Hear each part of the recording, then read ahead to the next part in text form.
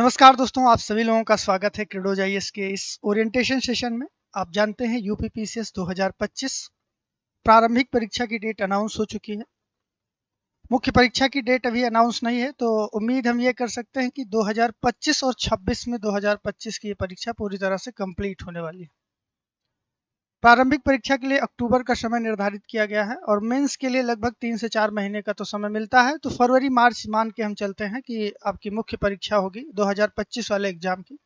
और उसी बात को ध्यान में रखते हुए लगभग हम लोग 10 से 12 महीने का समय मान के चल रहे हैं। 10 महीने का तो मोटा मोटा समय दिख ही रहा है और उसी के अकॉर्डिंग हम लोग एक कंप्लीट कॉम्प्रिहेंसिव तरीके से ये स्ट्रेटजी डिस्कशन आपके साथ में करने जा रहे हैं। इस सीरीज के अंदर जो हमारा बेसिक एम है आज का कि आज की क्लास में हम किन चीज़ों के ऊपर परिचर्चा करेंगे, तो उसमें सबसे पहली चीज़, बहुत सारे ऐसे विद्यार्थी हैं जो बहुत ज़्यादा कंफ्यूज रहते हैं पैटर्न के बारे में। बहुत ऐसे नए विद्यार्थी हैं जो पैटर्न को नहीं समझते हैं या उनको जानकारी नहीं है, या है भी तो कुछ सामान्य चीज़ों के ऊपर समस्याएं उनकी बनी रहती हैं। उन सारी चीज़ों के ऊपर परिचर्चा की जाएगी। साथ ही साथ उसके लिए कौन से रिसोर्सेज हमको फॉलो करने हैं, उन रिसोर्सेज के ऊपर स्टिक रहना है। इंटीग्रेटेड वे में प्रारंभिक और मुख्य परीक्षा की तैयारी कैसे करनी है, उस चीज़ के ऊपर भी परिचर्चा करेंगे। और भी जो महत्वपूर्ण डायमेंशन है, जैसे कि प्रीवियस ईयर क्वेश्चन पेपर का पैटर्न एनालिसिस, हर एक बुक के लिए कितना समय देना है, क्या चीज़ें करनी है, तो बहुत ही कॉम्प्रिहेंसिव तरीके से ये सेशन आपका होने वाला है। सभी लोग पूरे सेशन में बने रहिएगा। एक पेन और पेज अपने पास में लेकर बैठिए। इसमें बहुत महत्वपूर्ण चीज़ों के ऊपर हम लोग परिचर्चा करेंगे, उनको राइट डाउन करते चलना है। और अगर पूछा जाए कि ये जो सीरीज, ये भी जो वीडियो है, ये किनके लिए बहुत महत्वपूर्ण हो सकती है, तो ये हर एक विद्यार्थी के लिए, चाहे वो बिगिनर है, चाहे वो 1 साल 2 साल से तैयारी कर रहा है, या एक बार मेंस दिया है, एक बार प्रीलिम्स दिया है, कभी क्वालिफाई किया है, ये हर एक विद्यार्थी के लिए बहुत ही महत्वपूर्ण होने वाली है। यूपीपीसीएस 2025 स्ट्रेटेजी सेशन है आपका 2025-26 के लिए। यहाँ पर हम अंतिम और सटीक महत्वपूर्ण रणनीति के ऊपर परिचर्चा कर रहे हैं। किन चीज़ों पर फोकस करना है, उन सारी चीज़ों को। तो मैं ये मान के चल रहा हूँ कि आप लोगों का जो नॉलेज है इस कॉन्टेक्स्ट में वो जीरो है। जीरो से लेके मैं इन सारी चीज़ों को बताने का प्रयास करूँगा, जिससे कि एक बेहतर हॉलिस्टिक अप्रोच में आपकी अंडरस्टैंडिंग डेवलप हो सके। तो विदाउट डिले स्टार्ट करते हैं आज के सेशन को। और जैसा कि आप जानते हैं, how to start UPPCS 2025 preparation. यदि अभी तक आपने प्रारंभिक परीक्षा या मुख्य परीक्षा या 2025 को टारगेट करते हुए अपनी प्रिपरेशन शुरू नहीं की है, तो आज से आप अपने आप को किस प्रकार से, कैसे आप फोकस करेंगे और अपने निश्चित निर्धारित समय सीमा के अंदर पूरे पाठ्यक्रम को कैसे कवर करेंगे। क्योंकि आप जानते हैं जिस तरह से पैटर्न में चेंजेस हुए हैं, 2018 से पेपर चेंज किया गया, उसके बाद में फिर आपने देखा कि पेपर 5 और 6 जोड़ा गया, ऑप्शनल सब्जेक्ट खत्म किया गया, और लगातार आपने प्रीलिम्स के एग्जाम को आपने देखा होगा कि किस प्रकार से क्वेश्चन का जो नेचर है, जो पैटर्न है, वो चेंज हुआ है। और क्वेश्चन के पूछने का जो तरीका है, उसमें आपने देखा होगा बहुत ज़्यादा इम्प्रूवमेंट देखने को मिला है। बहुत ही ज़्यादा फैक्चुअल क्वेश्चन की तरफ बढ़ रहे हैं, एनालिटिकल क्वेश्चन भी आ रहे हैं। तो जो अप्रोचेस थी वो काफ़ी डिफरेंट हो गई हैं समय के साथ में। और लगातार आप जानते हैं कि यूपीपीसीएस हमेशा यूपीएससी के ट्रेंड को फॉलो करने की कोशिश करता है। तो वो सारी चीज़ें अब उनके पेपर्स में दिखने लगी हैं, चाहे मुख्य परीक्षा का हो, चाहे प्रारंभिक परीक्षा का हो, हर एक परीक्षा के लिए। ठीक है, तो शुरुआत करते हैं आज के सेशन की, how to start 2025 UPPCS preparation. और इस प्रिपरेशन की कड़ी में हम एकदम बारीकी से शुरुआत से चीज़ों को लेके चल रहे हैं। कुछ बच्चे ऐसे होंगे जिनको लगेगा कि ये सारी चीज़ें पहले से हमें पता है, लेकिन कुछ चीज़ें होती हैं जिनको आपको ध्यान से समझने की ज़रूरत है। तो बात की जाए अगर यूपीपीसीएस के एग्ज़ाम की, एग्ज़ाम पैटर्न में आप लोग जानते हैं कि 3 स्तरीय आपकी परीक्षा होती है। ठीक है, 3 स्तरीय परीक्षा होती है। और इसके अंदर आप देखते हैं कि जो फर्स्ट स्टेप है वो आपका प्रीलिम्स का होता है, सेकेंड आपका मेंस का होता है, और थर्ड आपका इंटरव्यू का होता है। इन सारी चीज़ों से आप बिल्कुल अवेयर हैं, कुछ ज़्यादा बताने की यहाँ पे ज़रूरत नहीं है, लेकिन एक बार पूरे पैटर्न को हम समझ लेते हैं। अगर बात की जाए प्रारंभिक परीक्षा की, तो ये होती कैसे है बच्चे, तो ये ऑब्जेक्टिव टाइप की परीक्षा होती है, यानी कि इसमें आपको बहुविकल्पीय प्रश्न दिए जाते हैं, और इन बहुविकल्पीय प्रश्नों के में आप जो टिक करते हैं, जो गोला लगाते हैं, उसी के आधार पर आपका चयन मुख्य परीक्षा के लिए किया जाता है। प्रारंभिक परीक्षा में 2 पेपर आपके होते हैं। पहला पेपर होता है सामान्य अध्ययन का, जिसके अंदर जो जनरल स्टडीज के सब्जेक्ट हैं जैसे कि history, polity, geography, economy, art and culture, UP special, current affair, उसके बाद में इन्वायरमेंट, ये सारी चीजें आपकी इसके अंतर्गत आती हैं। साइंस एंड टेक्नोलॉजी, ये पूरा आपका सामान्य अध्ययन पेपर 1 होता है और दूसरा पेपर आपका सीसेट का होता है। इन दोनों पेपर के अलावा दूसरा स्टेज होती है आपकी मुख्य परीक्षा की, जो कि आपकी वर्णनात्मक प्रवृत्ति की होती है, यानी कि इसमें आपको क्वेश्चंस के आंसर लिखने रहते हैं। ये रिटन एग्जाम होता है। तो ये आपका पहला ऑब्जेक्टिव, दूसरा रिटन। और रिटन एग्जाम की अगर बात की जाए तो यहाँ पर जनरल स्टडी के 6 पेपर होते हैं। ठीक है, जनरल स्टडी के आपके 6 पेपर होते हैं। पहले 4 पेपर वो पेपर होते हैं जिनको आप जनरल स्टडीज के अंदर पढ़ते हैं। इसमें पेपर 4 थोड़ा सा डिफरेंट होता है, क्योंकि आप इसके बारे में प्रारंभिक परीक्षा में बिल्कुल नहीं पढ़ते।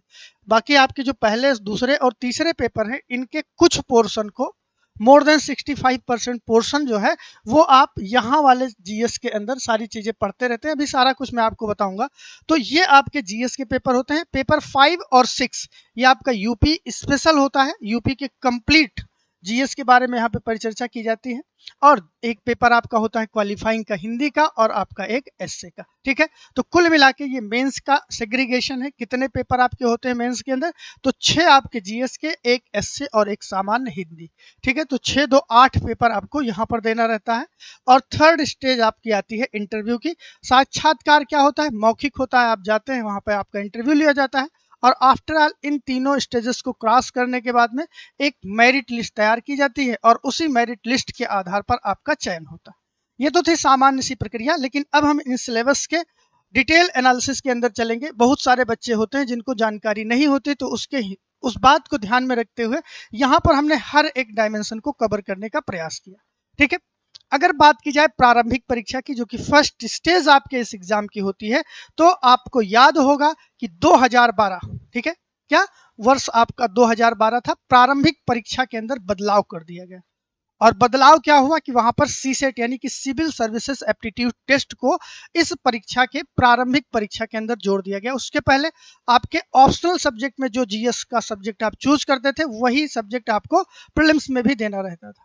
तो एप्टीट्यूड कैसे टेस्ट हो, रीजनिंग स्किल कैसे टेस्ट हो, इन सारी चीजों को जांचने के लिए आयोग के द्वारा 2012 के अंदर प्रारंभिक परीक्षा के अंदर सीसेट जोड़ दिया जाता है, यानी सिविल सर्विसेज एप्टीट्यूड टेस्ट। और वहां से वर्तमान में 2 अनिवार्य प्रश्न पत्र, सामान्य अध्ययन और सीसेट, ये दोनों इसके पार्ट के रूप में हो जाते हैं। ठीक है, अब परीक्षा के बारे में बात की जाए तो जो प्रारंभिक परीक्षा होती है बच्चे, प्रारंभिक परीक्षा आपकी एक ही दिन करवाई जाती है, और एक दिन में आपके जीएस और सीसेट ये दोनों पेपर कंडक्ट करवाए जाते हैं। पहली पाली जो होती है, जो कि 9 बजे से लेके 11:30 बजे तक, यानी कि 2 घंटे का समय आपको यहाँ पर दिया जाता है। और 2 घंटे के अंदर में सबसे पहले आप जीएस वाले पेपर को सॉल्व करेंगे, और सेकेंड पेपर आपका होता है द्वितीय पाली में, जो कि 2:30 बजे से स्टार्ट होता है और 4:30 बजे के बीच में। इस टाइम फ्रेम के अंदर आप 2 घंटे में सीसेट के पेपर को सॉल्व करते हैं। ये तो हो गया किस प्रकार से आपका एग्जाम कंडक्ट करवाया जाता है यूपीपीसीएस के माध्यम। जो पहला पेपर है, जिसे हम सामान्य अध्ययन पेपर 1 कहते हैं बच्चे, इसके अंदर कुल 150 प्रश्न आपके पूछे जाते हैं। और इन 150 प्रश्नों का जो कुल अंक योग होता है वो आपका 200 अंक होता है। तो 200 अंक आपका 150 प्रश्न ये पूछे जाते हैं सामान्य अध्ययन के अंतर्गत, जो जीएस वाला सेगमेंट होता है। और दूसरा जो सेगमेंट होता है वो आपका होता है सिविल सर्विसेज एप्टीट्यूड टेस्ट, जिसे सीसेट बोला जाता है। कई बार इसको जनरली सामान्य बोलचाल की भाषा में हम जीएस पेपर 2 भी बोलते हैं। और जीएस पेपर 2 के अंदर या सीसेट के अंदर नंबर ऑफ क्वेश्चंस की बात की जाए तो 100 प्रश्न यहाँ पर पूछे जाते हैं, और अंकों का योग यहाँ पर 200 होता है। ठीक है, समय इसके लिए भी 2 घंटे निर्धारित किया गया है, समय इसके लिए भी 2 घंटे निर्धारित किया गया। और जो सीसेट पेपर होता है, इस पेपर के अंक के आधार पर आपके मेरिट का चयन नहीं होता। इस बात को हमेशा ध्यान रखिएगा।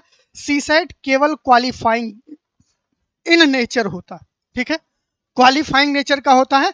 और हर एक पेपर के ऊपर, चाहे सीसेट हो और आपका चाहे जीएस हो, दोनों के ऊपर निगेटिव मार्किंग होती है, वो भी 1/3 निगेटिव मार्किंग, यानी 1 अंक पे जितना आपको अंक दिया जाएगा उसका 1/3 एक गलत आंसर के ऊपर काट लिया जाता है आपके आंसर्स में से, आपके टोटल नंबर ऑफ क्वेश्चंस। तो ये सामान्य सी जानकारी, आप इससे अवेयर हैं, इसमें कुछ स्पेशल नहीं है, चीजों को हम बताते हुए चल रहे हैं। अब प्रारंभिक परीक्षा के जो अंक होते हैं उन अंकों के बारे में हमने आपको बता दिया कि 1/3 निगेटिव मार्किंग, 150 प्रश्न 200 अंक, 100 प्रश्न और 200 अंक, यानी अंक दोनों में समान है, नंबर ऑफ क्वेश्चन कम है। तो इसमें आपका एक प्रश्न आपका 2 अंक का हो जाएगा और इसमें आपका एक प्रश्न जो आपका है वो लगभग, इसको आप मल्टीप्लाई कर सकते हैं तो 1.33 समथिंग के करीब आपका दूसरा पेपर हो जाता है। ठीक है, तो कुल मिला के ये आपका सेग्रीगेशन है प्रारंभिक परीक्षा के लिए। इसमें अगर आप प्रारंभिक परीक्षा क्वालिफाई करते हैं, इसमें आपकी रैंकिंग तैयार की जाती है और उस रैंकिंग के आधार पर, आपके प्राप्त अंकों के आधार पर आपकी रैंकिंग तैयार होती है। लेकिन यहाँ पर एक चीज आपको समझने की जरूरत है, जो जनरली जो नए विद्यार्थी हैं वो कंफ्यूज हो जाते हैं।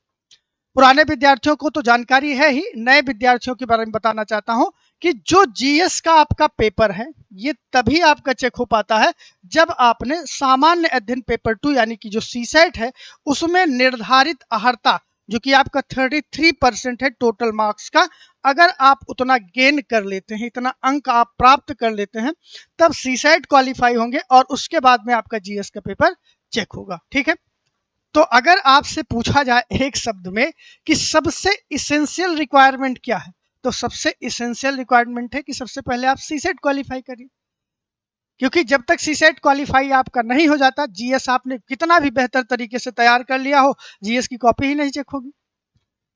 अगर दूसरी पूछा जाए कि ये तो हो गया कि इस परीक्षा के लिए जो न्यूनतम अहर्ता है वो क्या है, तो न्यूनतम अहर्ता ये है आपके लिए पहले सीसेट क्वालिफाई होने के लायक होना पड़ेगा, फिर आपके आगे चीजें बढ़ेंगी। तो सबसे पहले सीसेट आप क्वालिफाई करेंगे, तब आपका सामान्य अध्ययन चेक होगा और यहां से जो आपका एक स्कोर कार्ड बनेगा, उसी स्कोर कार्ड के आधार पर यह निर्धारित किया जाएगा कि आप मुख्य परीक्षा देंगे या नहीं देंगे।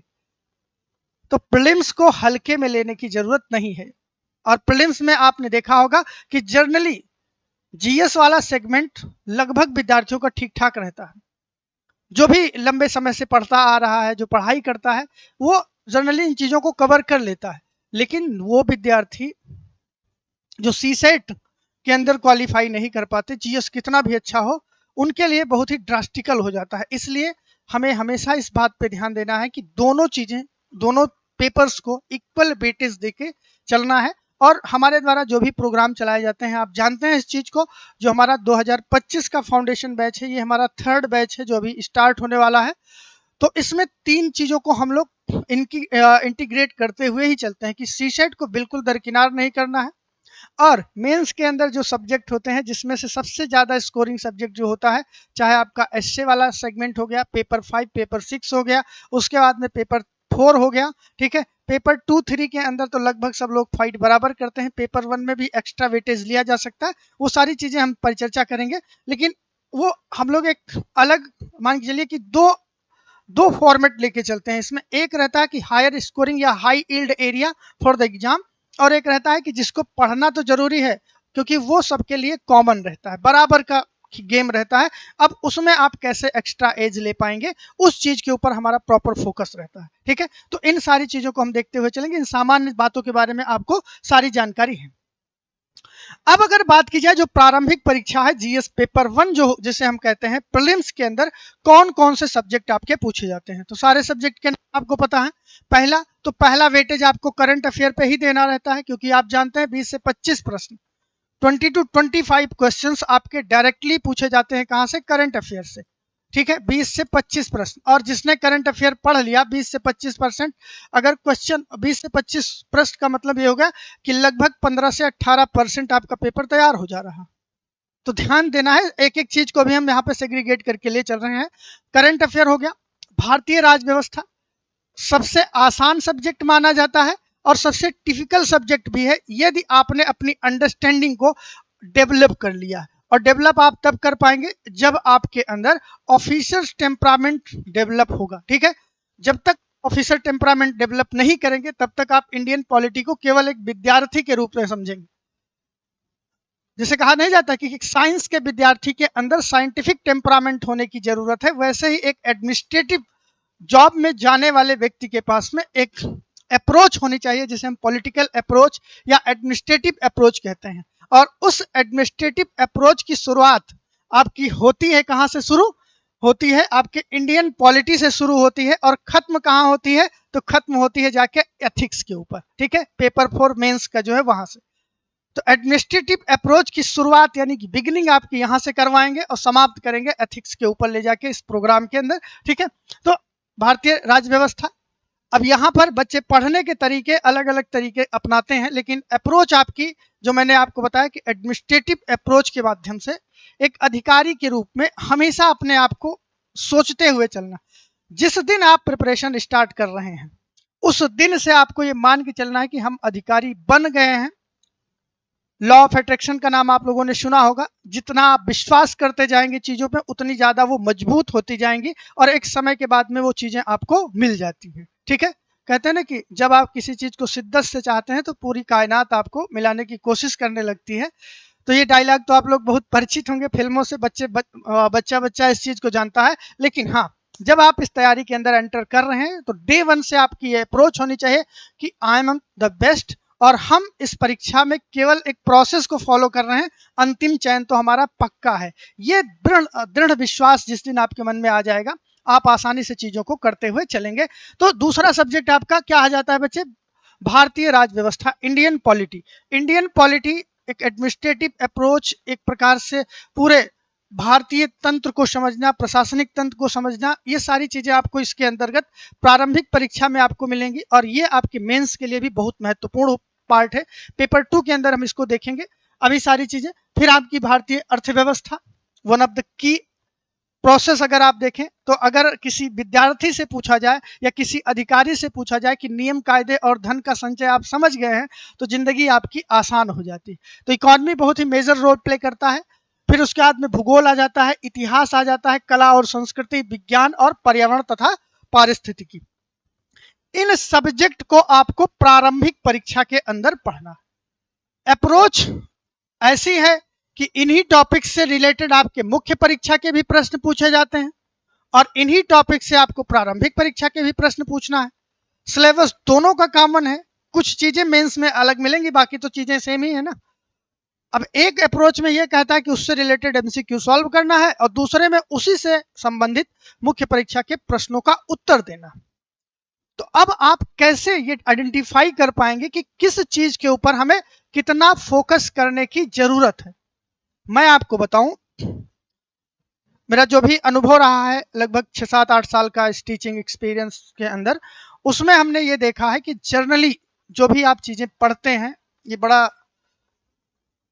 अनइवन फैक्ट है जिसको हम आपके सामने डिस्कस कर रहे हैं। हो सकता है कि जो भी टीचर्स या जो भी विद्यार्थी हैं उस चीज को समझने का प्रयास करेंगे। 90% जो चीजें आपको बेसिकली पढ़ाई जाती हैं उनका एग्जाम से कोई मतलब ही नहीं रहता, ठीक है। 90% चीजों के बारे में बात कर रहा हूं। ये बहुत ही दुखद फैक्ट भी है, लेकिन पढ़ना पड़ेगा, ऐसा नहीं कि हम नहीं पढ़ेंगे। इन 90% चीजों को बिना पढ़े हम उन 10% की चीजों के ऊपर पहुंच ही नहीं पाएंगे जहां से प्रश्न डायरेक्टली पूछा जाता है, ठीक है। तो उस चीज के लिए हमें क्या करना पड़ेगा? हमें पहले से अप्रोच विकसित करनी पड़ेगी, जिससे कि हम ये आइडेंटिफाई कर लें कि भाई हम तैयार हैं उस 100% को पढ़ने के लिए, लेकिन हमें ये जानकारी होनी चाहिए कि वो 90% कौन सी चीजें हैं जिनको पढ़ना तो है, लेकिन उस पर उतना फोकस नहीं करना है जितना हमें उन 10% एरियाज के ऊपर करना है, जहां से हमारे क्वेश्चन बनते हैं प्रारंभिक परीक्षा के लिए या मुख्य परीक्षा के लिए। और उस अप्रोच को या तो आपको कोई ऐसा व्यक्ति बता पाएगा जिसने इस परीक्षा को क्वालिफाई किया है, या जिसने इस परीक्षा को जिया है। जिया होने का मतलब ये हुआ कि उसने हर एक साल के पेपर का एनालिसिस किया हो, जितना डिटेल में एनालिसिस हो सकता है किया हो, हर एक प्रश्न के प्रारूप को देखा हो। वो सारी चीजें आपको पता हो, जिसको पता होंगी वही उस चीज को आइडेंटिफाई कर पाएगा और वही आपको उस चीज को बता पाएगा। तो पहली चीज, और हाँ, इसका आइडेंटिफिकेशन आप कैसे कर पाएंगे? आइडेंटिफिकेशन आप तब कर पाएंगे जब लास्ट 10 ईयर के पेपर्स का आपने बेहतर तरीके से एनालिसिस किया है। अब एनालिसिस ऐसे नहीं बच्चा जैसे हम लोग करते हैं कि एक बुक ले आए और उसमें फला चैप्टर के अंदर ये क्वेश्चन हो गए, इनको हमने कर लिया, ये क्वेश्चन हो गए, इनको कर लिया। नहीं, एनालिसिस की एक अलग अप्रोच होती है। मान के चलिए मैं उदाहरण के तौर पे बताऊं कि संसद जो होता है, जैसे पार्लियामेंट आप पढ़ रहे हैं, तो पार्लियामेंट आपने पढ़ा, तो पार्लियामेंट से रिलेटेड आप क्वेश्चन मिलाइए और किसी भी वीडियो को उठाइए। ठीक है, जो भी वीडियो आपको यूट्यूब के ऊपर मिलेंगी और भी जो टीचर्स के द्वारा पढ़ाई गई हैं, उनको आप उठाइए और दोनों को कंपेयर करिए कि उस टॉपिक से प्रश्न किस नेचर से पूछे जाते हैं और टीचर आपको पढ़ाता किस तरह से। जिस दिन आपने ये कोरिलेशन बनाना शुरू कर दिया, खुद आपने रिसर्च करना शुरू कर दिया, जांचना परखना शुरू कर दिया, उस दिन आप खुद ही इतने अवेयर हो जाएंगे कि चीजों को आप हैंडल कर पाएंगे कि कहाँ से चीजें पूछी जा रही हैं और किस अप्रोच में हमें उसको पढ़ने की जरूरत है। ये सारे डायमेंशन आपको क्लियर होते चले जाएंगे। ठीक है, तो जैसे जैसे समय आता जाएगा हम इस पे परिचर्चा करते चलेंगे। ये एक प्रकार से स्ट्रेटजी सेशन है जिसमें हम उसके कंप्लीट सिलेबस को आपके सामने डिस्कस कर रहे हैं। तो प्रारंभिक परीक्षा के अंदर ये चीजें आपकी आती हैं, ये सब्जेक्ट आपको पढ़ना।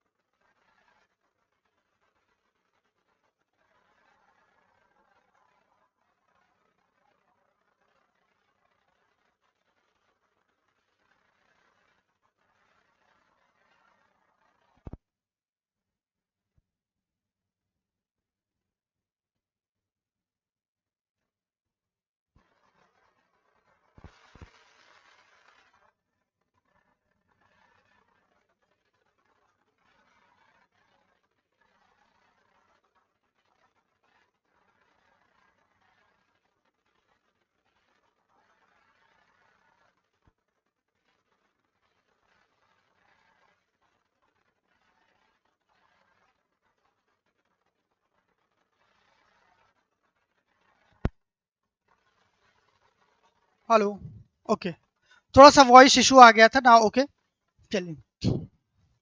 तो यहाँ पे हमने जो बात समझी, ये आपका हो जाता है दूसरा पेपर सीसेट का। सीसेट के अंदर आपको पढ़ना है कॉम्प्रिहेंशन, अंतर वैयक्तिक क्षमता, संप्रेषण कौशल, जिसके अंतर्गत शामिल होते हैं आपका तार्किक और विश्लेषणात्मक योग्यता आपकी होती है, निर्णय क्षमता एवं समस्या समाधान, सामान्य बौद्धिक योग्यता, प्रारंभिक गणित जिसका स्तर हाई स्कूल तक होता है, और इसके अंदर आप अंकगणित, बीजगणित, रेखा गणित और डीआई, इन चार चीजों को पढ़ते हैं। इन चार चीजों से प्रश्न यहाँ पर आपके बनते हैं। सामान्य अंग्रेजी भी पूछी जाती है और सामान्य हिंदी भी पूछी जाती है। ये सारी चीजें इसमें लगी हुई है। ठीक है, तो जीएस वाले सेगमेंट पे हम चलेंगे, उसके पहले हम इसको सीसेट वाले पोर्शन को समाप्त कर लेते हैं, क्योंकि हमने आपको स्टार्टिंग में ही बताया कि most essential part in the journey of UPPCS is qualify first CSAT. अगर आप ये क्षमता विकसित कर लिए हैं कि आप सीसेट पूरी तरह से क्वालिफाई कर जाएंगे, तब आपको जीएस के लिए मतलब अप्रोच आपकी जो होती है ना, उल्टी अप्रोच जब तक आप नहीं चलेंगे तब तक आपका सिलेक्शन संभव नहीं हो पाएगा। जनरली होता क्या है कि बच्चे जब जीएस पूरा तैयार हो जाता है, मेंस सब तैयार हो जाता है, तब क्वालिफाई तैयारी करते हैं किसकी, क्वालिफिकेशन वाले या सीसेट की, और जनरली वो जाके सीसेट में ही फेल हो जाते हैं 1-2 नंबर से, और उनकी पूरी साल की मेहनत समाप्त हो जाती है, गड़बड़ हो जाती है। तो ऐसी कंडीशन में हमें अप्रोच अपनी विकसित करना है, पहले फोकस करना है सीसैट के ऊपर। चलिए आगे बढ़ते हैं। अगर हम बात करें जो सीसैट के अंदर शब्द दिया गया आपका, सीसैट से ही शुरुआत कर रहे हैं और सीसैट के अंदर आपको पता है कि सबसे पहले मैथमेटिक्स को हम यहाँ पर कवर करने का प्रयास करते हैं। तो अगर मैथ के सिलेबस की बात की जाए तो सीसैट के अंदर आपका पहला जो टॉपिक इसके अंदर आता है नंबर सिस्टम, ठीक है, संख्या पद्धति। संख्या पद्धति के अंदर प्राकृतिक संख्या क्या है, पूर्णांक क्या है, परिमेय अपरिमेय क्या होती हैं, वास्तविक संख्याएं क्या हैं, पूर्णांक संख्याओं के विभाजन और अविभाज्य पूर्णांक संख्याएं क्या होती हैं, पूर्णांक संख्याओं का लघुत्तम महत्तम समापवर्त और उसके बाद में लघुत्तम समापवर्त, महत्तम समापवर्त, इनके बीच में क्या संबंध होते हैं। कुल मिला के जो अर्थमेटिक का पार्ट है, जो कि जिसके अंदर हम नंबर सिस्टम पर आधारित चीजों को समझने का प्रयास करते हैं, ये एक बेसिक एलिमेंट आपका फुलफिल करता है सीसेट के अंदर मैथमेटिक्स में। उसके बाद में आपका औसत आता है, एवरेज जिसे बोलते हैं, ठीक है। अनुपात आपका हो गया, समानुपात हो गया, परसेंटेज आपको पढ़ना रहता है, लाभ हानि इसमें आपको पढ़नी रहती है, ब्याज साधारण और चक्रवृद्धि ब्याज इन दोनों ब्याजों के बारे में समझना रहेगा, काम और समय के बारे में आपको समझना है, चाल समय और दूरी, ये भी सारी चीजें इस पाठ्यक्रम के अंदर शामिल है। मैथमेटिक्स के अंदर अगर बात करें तो जो बीज गणित है, बीज गणित के अंदर जो आपके थियरम्स होते हैं, बहुपद, ठीक है, बहुपद के आपके जो गुणनखंड होते हैं, बहुपदों का जो लघुत्तम समापवर्त महत्तम समापवर्त होता है, उसके बीच में संबंध, शेषफल प्रमेय, सरल युग्मक समीकरण, द्विघात समीकरण, ये सारे समीकरण जो है आपके बहुपद, जैसे आपने मैथमेटिक्स में पढ़ा होगा कि एक्स की square plus 2x plus 3 is equal to 0। अब इसमें आपको x का मान ज्ञात करना है, ये क्या हो गया, यह आपका द्विघात समीकरण हो गया। ऐसे ऐसे बहुत सारे फॉर्मूले आपने मैथमेटिक्स में देखे होंगे। तो उस तरह के भी क्वेश्चंस आपके पूछे जाते हैं किसके अंदर, सीसेट के अंदर। लेकिन डायरेक्ट ऐसे प्रश्न नहीं पूछे जाएंगे। जब क्वेश्चन पेपर आप एनालिसिस करेंगे तब आप देखेंगे कि क्वेश्चन के प्रारूप को इतना टफ बना देते हैं। जैसे मान के चलिए कि आपके सामने कई बार प्रश्न पूछ लिया जाएगा, जैसे पहला कथन है x square plus 3x plus 6 is equal to 0, दूसरा x square minus 2x plus 5 is equal to 0। ये दो स्टेटमेंट दे दिया गया और ये आपका कथन 1 है, कथन 2 है। उपरोक्त के आधार पर निम्नलिखित कथनों का विचार कीजिए। पहला आपको कथन देंगे कि x is equal greater than 2, दूसरा दे दिए खा कि x greater than equal to 3, ठीक है। तीसरा आपका दे दिया गया कि x इज इक्वल टू 4 और गा आपका दे दिया गया x इज इक्वल टू 2। अब आपको बताना है कि कौन सा कथन सही हो जाएगा। अब ये आपका बनाया गया ऑब्जेक्टिव टाइप का प्रश्न। अब पहले आप इसको सॉल्व करेंगे, इसकी वैल्यू निकालेंगे, वैल्यू निकालने के बाद इसके मान को सेटिस्फाइड करेंगे और देखेंगे कि कौन सी कंडीशन फुलफिल हो रही है और उसी के आधार पर आप इसका जवाब देंगे। तो प्रश्नों का स्तर इस लेवल पर होता है सीसेट के अंदर, बीज गणित के अंदर, जब हम अलजेब्रा की बात करते हैं तब। अलजेब्रा के अंदर दूसरा जो सेगमेंट जो सबसे महत्वपूर्ण और सबसे बेसिक कॉन्सेप्ट होता है अलजेब्रा का, उस पे प्रश्न पूछे जाते हैं। कौन कौन से, जैसे समुच्चय हो गया, उप समुच्चय हो गया, उचित उप समुच्चय हो गया, रिक्त समुच्चय हो गया, समुच्चयों के बीच में जो संक्रियाएं होती हैं वो, जिसमें संघ परिच्छेद अंतर, सममित अंतर, वेन आरेख, ये सारी चीजें आपकी बीजगणित से रिलेटेड होती हैं, जिनको आपको पढ़ना है बहुत ध्यान से। सिलेबस को, इस वीडियो को बिल्कुल स्किप मत करिएगा। अगर आप 2025-26 में यूपी के अंदर अधिकारी बनने का सपना देख रहे हैं तो ये तो अभी बहुत सामान्य सी चीजें हैं, जिनके बारे में जो चीजें आपको लिखित मिलती हैं मैं उन्हीं को एक्सप्लेन करने का प्रयास कर रहा हूं। बाकी जब अभी मेंस के ऊपर हम चलेंगे तो वहां पे बहुत डिटेल में चीजों को लेके समझा जाएगा। फिर आपका रेखा गणित आ जाता है बच्चे, जिसके अंदर त्रिभुज, आयत, वर्ग, समलंब, चतुर्भुज, वृत्त की संरचना, उसके गुण संबंधी परिमेय और परिमाप तथा उसके क्षेत्रफल के बारे में परिचर्चा की जाएगी। गोला, समकोणीय वृत्ताकार वेलन, समकोणीय वृत्ताकार शंकु, घन के आयतन एवं पृष्ठ क्षेत्रफल, ये सारी चीजें रेखा गणित के अंतर्गत आपको पढ़ना है। और उसके बाद में आपका डीआई आ जाता है, सांख्यिकी आ जाता है। सांख्यिकी से भी प्रश्न आपको देखने को मिलेंगे। और जैसे आप बिहार वगैरह की प्रिपरेशन कर रहे हैं तो बिहार के अंदर तो पूरा मेंस में भी आपके सांख्यिकी के क्वेश्चन पूछे जाते हैं, डीआई से संबंधित प्रश्न पूछे जाते हैं। तो बहुत ही इत्मीनान से समझते हुए चलना है। इसके अंदर क्या पूछा जाता है, आंकड़ों का संग्रह किस प्रकार से हुआ, आंकड़ों का वर्गीकरण, बारंबारता, बारंबारता बंटन, ठीक है, सारणियन हो गया, संचयी बारंबारता, आंकड़ों का निरूपण, दंड, पाई चार्ट, आयत चित्र, बारंबारता, बहुभुज, संचयी बारंबारता, वक्र, केंद्रीय प्रवृत्ति की माप, समांतर माध्य, माध्यिका और बहुलक। ये सारी चीजें इसी के अंतर्गत पूछी जाती हैं, डीआई के अंदर पूछी जाती हैं। तो मैथमेटिक्स वाले पोर्शन को आपको, अब आप यहां से देख के आपको लग गया होगा कि सी सेट आसान नहीं है। जिसने मैथमेटिक्स पढ़ी है उसके लिए तो ये समझ लीजिए कि हाई स्कूल की चीजें हैं। 10th स्टैंडर्ड में आप ये सारी चीजें पढ़ते हैं और अब तो शायद 9th वगैरह में भी सारी चीजें मिल जाएंगी आपको। लेकिन एक नॉन मैथमेटिकल स्टूडेंट या जिसने जो ह्यूमैनिटी का विद्यार्थी है उसके लिए बड़ा मुश्किल हो जाता है सी सेट के एक भी प्रश्न को कर पाना, अगर उसने बहुत प्रॉपर तरीके से तैयारी नहीं की है तो ऐसी स्थिति में सी सेट को हम बिल्कुल दरकिनार नहीं करेंगे और हमें डे 1 से सी सेट की प्रैक्टिस करते हुए चलना है। चाहे एक ही घंटे का हम टाइम स्लॉट फिक्स करें, हम डेली बेसिस पे सी सेट को करते हुए चलेंगे। और हमारे प्रोग्राम में अगर आपने देखा होगा तो इस चीज को इम्प्लीमेंट भी किया गया है। हम लोग सी सेट को डे 1 से लेके चलते हैं और लगभग 200 से 250 घंटे की आपकी कंप्लीट क्लासेस प्रोवाइड की जाती हैं जिसमें पूरे सी सेट को कवर किया जाता है। चाहे मैथ वाला पोर्शन हो, चाहे रीजनिंग वाला पोर्शन हो, इंग्लिश का हो या आपका रीडिंग कॉम्प्रिहेंशन का पार्ट हो, अंतर्वैयक्तिक कौशल हो। अंतर्वैयक्तिक कौशल की वीडियो भी कुछ डेमो हमारे यूट्यूब पे पड़ी होंगी, आप देखेंगे। यूट्यूब की सबसे टॉप मोस्ट वॉच्ड वीडियो के रूप में उनको आप जानेंगे। बहुत ही शानदार वीडियोस पड़ी हुई, उनको आप देख के अंदाजा लगा सकते हैं कि किस लेवल पे हम लोग इस पे कंटेंट प्रोवाइड करने का काम कर रहे हैं, जिससे कि एक बेहतर होलिस्टिक अप्रोच में आप लोगों का डेवलपमेंट होता रहे। ठीक है, ये सारी चीजें हैं जिनको आपको पढ़ना है। उसके बाद में आपका इंग्लिश आ जाता है up to 10 level, 10th class तक आपको इंग्लिश में ये सारी चीजें पढ़नी है। ठीक है, क्या हो गया, कॉम्प्रिहेंशन आपको इंग्लिश में भी रहेगा। Active voice and passive voice आपने पढ़ा होगा। Part of speech, noun, pronoun, adjective, adverb, जितनी भी सारी चीजें होती हैं उनको आप जानते होंगे। ट्रांसफॉर्मेशन ऑफ द सेंटेंसेस आप देखे होंगे। डायरेक्ट इनडायरेक्ट स्पीच क्या स्पीच क्या होती है। Pronunciation and spelling errors, word and meaning, vocabulary. ठीक है, उसके बाद इडियम एंड फ्रेजेस और फिल इन द ब्लैंक। तो ये कुल मिला के आपके 10 टॉपिक्स हैं जो सी सेट के अंदर जो आपकी इंग्लिश पूछी जाती है उस इंग्लिश को कवर करने के लिए। तो इससे भी प्रश्न आपके बनते हैं। नेक्स्ट टॉपिक जो आपका है जिसके अंदर आपको पढ़ने की जरूरत है वो आपका है हिंदी, सामान्य हिंदी। लेकिन इसमें आपको सामान्य हिंदी के अलावा जो मेंस में आपकी हिंदी पूछी जाती है उसमें आपके कुछ रिटन वाले पार्ट आ जाते हैं। तो अगर हम दोनों को इंटीग्रेट करते हुए चलें, ठीक है, इस हिंदी को प्लस जो आपकी मेंस के अंदर हिंदी पूछी जाएगी, तो ये आपके कंप्लीट, लगभग आपका कंप्लीट सिलेबस इसमें कवर हो जाएगा। इसीलिए हमने सारी चीजों को उसी ऑर्डर में लिखा हुआ है जिससे कि एक एक सब्जेक्ट को दोबारा हमें फिर से मिक्सअप करने की जरूरत ना पड़े। इसीलिए जैसे यहाँ पर हिंदी है तो नेक्स्ट हम मेंस वाली हिंदी भी मिला के देख लेंगे तो आपको क्लियर हो जाएगा कि पूरी हिंदी के अंदर हमें किन किन चीजों को पढ़ना है। चलिए शुरुआत करते हैं।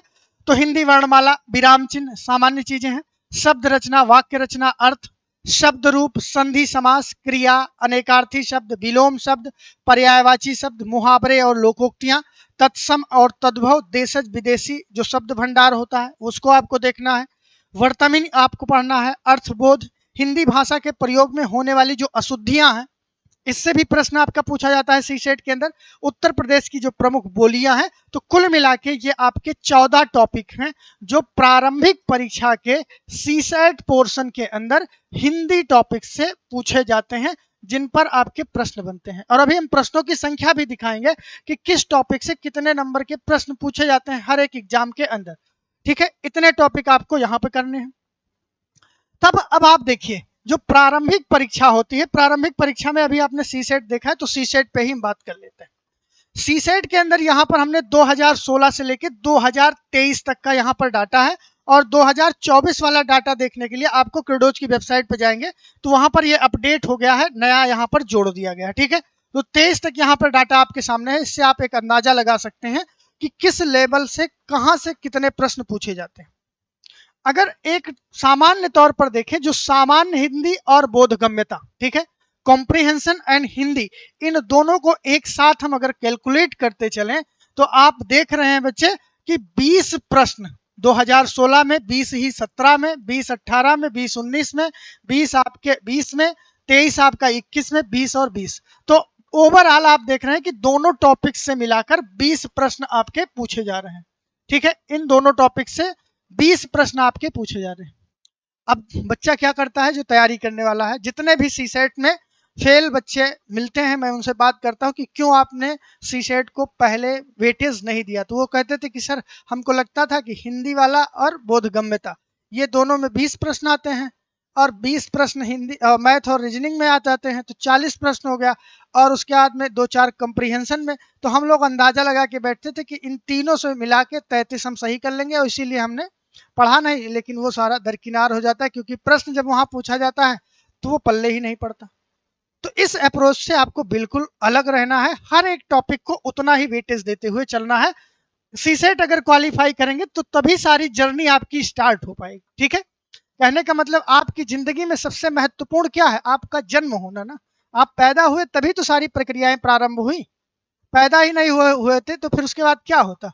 तो सीसेट वही है कि आप उस जर्नी के अंदर, उस बैटल के अंदर एंटर हुए कि नहीं, जब तक सीसेट आप क्वालिफाई नहीं किए एंट्री आपकी उस बैटल में नहीं है। तो इसलिए सबसे पहले उस इस चीज को प्रिपेयर कर लीजिए कि आप क्वालिफाई हो उस बैटल में, तब तो लड़ाई लड़ेंगे जब एंट्री मारेंगे। उसके पहले तो सब लोग तैयारी ही कर रहे हैं। एंट्रेंस आपका होना, सामान्य हिंदी 20 प्रश्न आपका जनरली आपको देखने को मिल रहा है।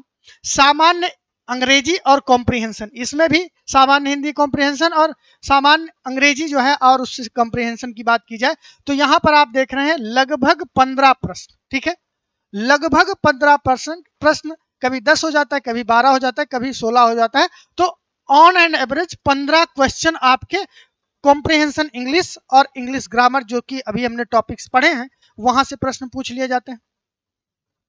संप्रेषण और अंतर्वैयक्तिक कौशल की बात की जाए तो 15 से लेके आप देख रहे हैं कि 16, 15, 14 नंबर के प्रश्न पूछे जाते हैं, संप्रेषण और अंतर्वैयक्तिक कौशल।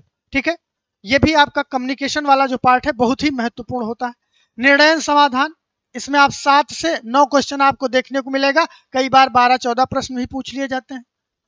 उसके बाद में तार्किक विश्लेषणात्मक योग्यता, जो आपका रीजनिंग वाला पोर्शन होता है, सामान्य बौद्धिक योग्यता जो होती है, और जो आपकी प्रारंभिक गणित होती है, इसमें भी आप क्रमशः देखेंगे तो आपको 5 क्वेश्चन, किसी में 25 क्वेश्चन, किसी में 15 क्वेश्चन, इस प्रकार का सेग्रीगेशन आपको देखने को मिलेगा। तो ऐसा यहाँ पर कोई ऐसा एक सब्जेक्ट नहीं है कि जिसको आप कह दीजिए कि इसी को एक को पढ़ के हम पूरी तरह से क्वालिफाई कर सकते हैं, और कोई ऐसा सब्जेक्ट भी नहीं है कि आप कह दीजिए कि उसके 100% क्वेश्चन हम सही करके आएंगे। तब अप्रोच क्या होनी चाहिए, कोशिश ये रहे कि आप सब में से अगर 20-20, 25-25, 15-15 प्रश्न पूछे जाते हैं तो अपने आप को इतना प्रिपेयर रखिए कि 7 से 8 क्वेश्चन, 10 क्वेश्चन आप हर एक सेगमेंट का कवर कर सके। उसके लिए आपको करना क्या पड़ेगा, हर एक सेगमेंट को बहुत ही ईमानदारी से पढ़ना पड़ेगा, और अगर आप नहीं पढ़ते हैं तो सीसेट आपका क्वालिफाई नहीं हो पाएगा। ठीक है, चलिए, तो सीसेट का ये रहा है ओवरऑल एक निर्णय स्टेज। उसके बाद हम बात कर लेते हैं जीएस के अंदर। तो जीएस के अंदर जैसे कि आपको बताया गया, कुल आपके जो सब्जेक्ट थे उसमें आपको बताया गया कि सामान्य विज्ञान और प्रौद्योगिकी, जनरल साइंस एंड टेक्नोलॉजी, ये आपका बहुत ही क्रूशियल पार्ट है किसी भी स्टेट पीसीएस के एग्जाम के लिए। इवन अगर आप यूपीएससी की भी बात तैयारी कर रहे हैं तो यूपीएससी में भी आपने देखा होगा कि सीसेट एक बहुत ही मेजर रोल प्ले करता, सॉरी सीसेट कह रहा हूं, माफी चाहूंगा, साइंस एंड टेक एक बहुत ही मेजर रोल प्ले करता है क्वालिफाइंग प्रीलिम्स के लिए। और वही चीज आपको यहां पर देखने को मिलेगी कि अगर आप 2016 से क्वेश्चन पेपर का एनालिसिस करना चालू करें बच्चे, और 2023 तक आप देखें तो 23 में 14 प्रश्न ही पूछा गया था। उसके पहले आप देख रहे हैं कि 30 से लेके 24 नंबर तक के प्रश्न, आपके 24 क्वेश्चन यहां से पूछे गए हैं, और ये बहुत बड़ा वेटेज देता है किसी भी एक सब्जेक्ट का जिसके अंदर इतने कम सिलेबस के अंदर इतने नंबर के क्वेश्चन पूछे जा रहे हैं। तो साइंस एंड टेक बहुत ही मेजर रोल प्ले करने वाला है, इसकी एक अलग स्ट्रेटजी, अलग अप्रोच के साथ में हमें पढ़ाई करने की जरूरत पड़ेगी। और इस साइंस के अंदर भी आप जनरल साइंस में फिजिक्स देख लीजिए, केमिस्ट्री देख लीजिए, बायोलॉजी देख लीजिए, और साइंस एंड टेक्नोलॉजी देख लीजिए, ये सारी चीजें इसमें आती। तो इस चीज के आधार पर आप एक अंदाजा लगा सकते हैं कि हमें साइंस के ऊपर कितनी मेहनत करने की जरूरत है, टेक वाले पोर्शन से कैसे प्रश्न बनते हैं, और टेक वाला पोर्शन मेंस के लिए कितना हमारे लिए इंपॉर्टेंट है, वो सब कुछ समझना पड़ेगा आपको। ठीक है, ये वेटेज है साइंस का। अगर हम इतिहास के बारे में बात करें और संस्कृति के बारे में बात करें तो प्रारंभिक परीक्षा के अंदर जो आपका इतिहास होता है, इतिहास में आपने देखा होगा प्राचीन काल का इतिहास, मध्यकालीन भारत का इतिहास और आधुनिक भारत का इतिहास। ठीक है, उसके बाद में आपका आर्ट एंड कल्चर। प्रारंभिक परीक्षा में यही सारी चीजें होती हैं। मेंस में आपका वर्ल्ड हिस्ट्री का सेगमेंट एडिशनल हो जाता है और पोस्ट इंडिपेंडेंट इंडियन हिस्ट्री ये भी एडिशनल हो जाती है। लेकिन इसका मतलब ये नहीं कि जो पोस्ट इंडिपेंडेंट इंडियन हिस्ट्री है उसको प्रारंभिक परीक्षा में नहीं पढ़ना है। उसको हम पढ़ते हैं कैसे? इकोनॉमिक रिफॉर्म के रूप में। इकोनॉमी के अंदर वो शामिल हो जाता है, पॉलिटी के अंदर उस चीज को शामिल कर लिया जाता है। ठीक है, वो अलग अलग जगहों पर उसको शामिल करके पढ़ना रहता है। तो कुल मिला के पोस्ट इंडिपेंडेंट इंडियन हिस्ट्री को भी हम लोग प्रीलिम्स में ही मानकर चलते हैं कि वो भी इसी का पार्ट है, वहां से प्रश्न बनते हैं। ठीक है, इन सारे डायमेंशन को हमें देखना है कि भारतीय इतिहास और संस्कृति इसका वेटेज अगर देखें तो इन दोनों टॉपिक से लगभग 15 से 18 प्रश्न, ठीक है, 15 से 18 प्रश्न पूछे जाने की भरसक संभावना होती है प्रारंभिक परीक्षा के अंदर। लेकिन गलती क्या होती है बच्चे? गलती ये होती है कि जब हम तैयारी शुरू करते हैं तो हमारे दो ही प्रिय सब्जेक्ट होते हैं, या तो हम हिस्ट्री पढ़ते हैं या तो कहाँ गया राजव्यवस्था पढ़ते हैं, या फिर हम कुछ और टॉपिक पढ़ लेते हैं और इसी कुचक्कर में हम घूमते रहते हैं। लेकिन हमें हमेशा इस बात को ध्यान रखना है, कॉस्ट बेनिफिट एनालिसिस। जब तक आप कॉस्ट बेनिफिट एनालिसिस नहीं करेंगे तब तक आप एक बेहतर रणनीति नहीं बना पाएंगे और बेहतर रिजल्ट की तो बात ही छोड़ दीजिए। तो हमेशा आपके सामने क्या होना चाहिए? ये चार्ट हमेशा बना रहना चाहिए। कुछ भी पढ़ रहे हैं तो एक बार जरूर देखिए कि इसका वेटेज कितना है परीक्षा में, और उसी वेटेज के हिसाब से इसको वेटेज हमें देना है। छोड़ना नहीं है किसी चीज को, लेकिन ये भी कास्ट बेनिफिट एनालिसिस निकालते हुए आगे बढ़ना। ठीक है, भारतीय राष्ट्रीय आंदोलन की बात की जाए तो 6 से आप देख रहे हैं कि 9 प्रश्न यहाँ पर पूछा जाएगा। राजव्यवस्था की बात की जाए तो 21 से लेकर यहाँ पर मैक्सिमम 21 प्रश्न आपके पूछे गए हैं। तो हम 20 से 25 का दायरा लेके चलते हैं कि इस टॉपिक से प्रश्न बनेंगे। इकोनॉमी की बात की जाए तो 17 आपने 2016 में देखा, 19, 21, 10, 10, 15, 14। तो मोटे तौर पर आप कह सकते हैं कि 15 से 20 प्रश्न या 15 से 25 प्रश्न की संभावना रहती है इन टॉपिक्स के ऊपर, और बहुत ही लिमिटेड पढ़ना रहता है प्रारंभिक परीक्षा में। अप्रोच मैं आपको बताऊंगा, क्योंकि इसमें आपने देखा होगा जैसे अभी हम लोग बहुत सारे हमारे बैचेस चल रहे हैं, उसमें बहुत सारे विद्यार्थी आप लोगों में से हैं, उनको पता है। जैसे अब ये एक्सेल बैच चल रहा है हमारा आरओ के लिए, अब आपने देखा होगा कि उसमें पूरे पॉलिटी को लगभग अगर मैं चाहूं तो 12 घंटे के अंदर में कंप्लीट रिवाइज वहां पे कराया जा सकता है। क्यों? क्योंकि उसकी अप्रोच अलग है। और अगर यही चीज आपके फाउंडेशन में चलती है तो जो आपका प्रियम्बल वाला चैप्टर है उसी पे लगभग 12 घंटे की क्लास चलती है, क्योंकि वहां पर हमें मेंस के अप्रोच को भी समझना है, पीटी की भी अप्रोच को समझना है, और उससे रिलेटेड जो भी आपके कॉन्स्टिट्यूशनल फ्रेमवर्क हो सकते हैं जिनका ओरिजिन आप आगे चल के कॉन्स्टिट्यूशन में देखते हैं उसको भी समझना रहता है। इसलिए एक ही चैप्टर में 12 से 15 घंटे 18 घंटे, और अगर इसी चीज को यूपीएससी में पढ़ाना हो तो कई बार 20 घंटे तो यूपीएससी के लिए सारा लग जाता है एक ही चैप्टर के ऊपर। तो अप्रोच होती है कि हमें किस अप्रोच पे किस डेप्थ पर चीजों को लेके समझना है और किस डेप्थ पे उसको डिलीवर करना है आप लोगों के लिए। ठीक है, तो इस बात का सेग्रीगेशन जब तक नहीं होगा और जब तक आप इस चीज को नहीं समझेंगे तब तक आप इन चीजों को बेहतर तरीके से आप देखेंगे कि ये 15 क्वेश्चन है, लेकिन आप नहीं समझ पाएंगे कि वो 15 आते कहां से हैं, बनते कैसे हैं, क्या अप्रोच है उसकी, कहां से प्रश्न बना है। प्रश्न अगर पूछा गया है तो यूपीएससी का, यूपीपीसीएस का या स्टेट पीसीएस का जो माइंडसेट है, क्यों उस प्रश्न को ही बनाए, दूसरा प्रश्न क्यों नहीं बनाया गया? इसके पीछे भी तो कोई वजह होती होगी। इस चीज में विश्वास करते हैं कि नहीं कि यूनिवर्स के अंदर कोई भी घटना अगर घटित हो रही है तो उसके पीछे की एक वजह है। Every incident has a reason, और वो रीजन क्या है, जिसने उस रीजन को समझ लिया वो उस घटना को आसानी से समझ सकता है। और वो घटना की अप्रोच आप तब समझ पाएंगे जब आप बेहतर तरीके से कॉम्प्रिहेंसिव वे में करंट अफेयर को फॉलो करेंगे, खुद पढ़ेंगे सेल्फ स्टडी के मोड में।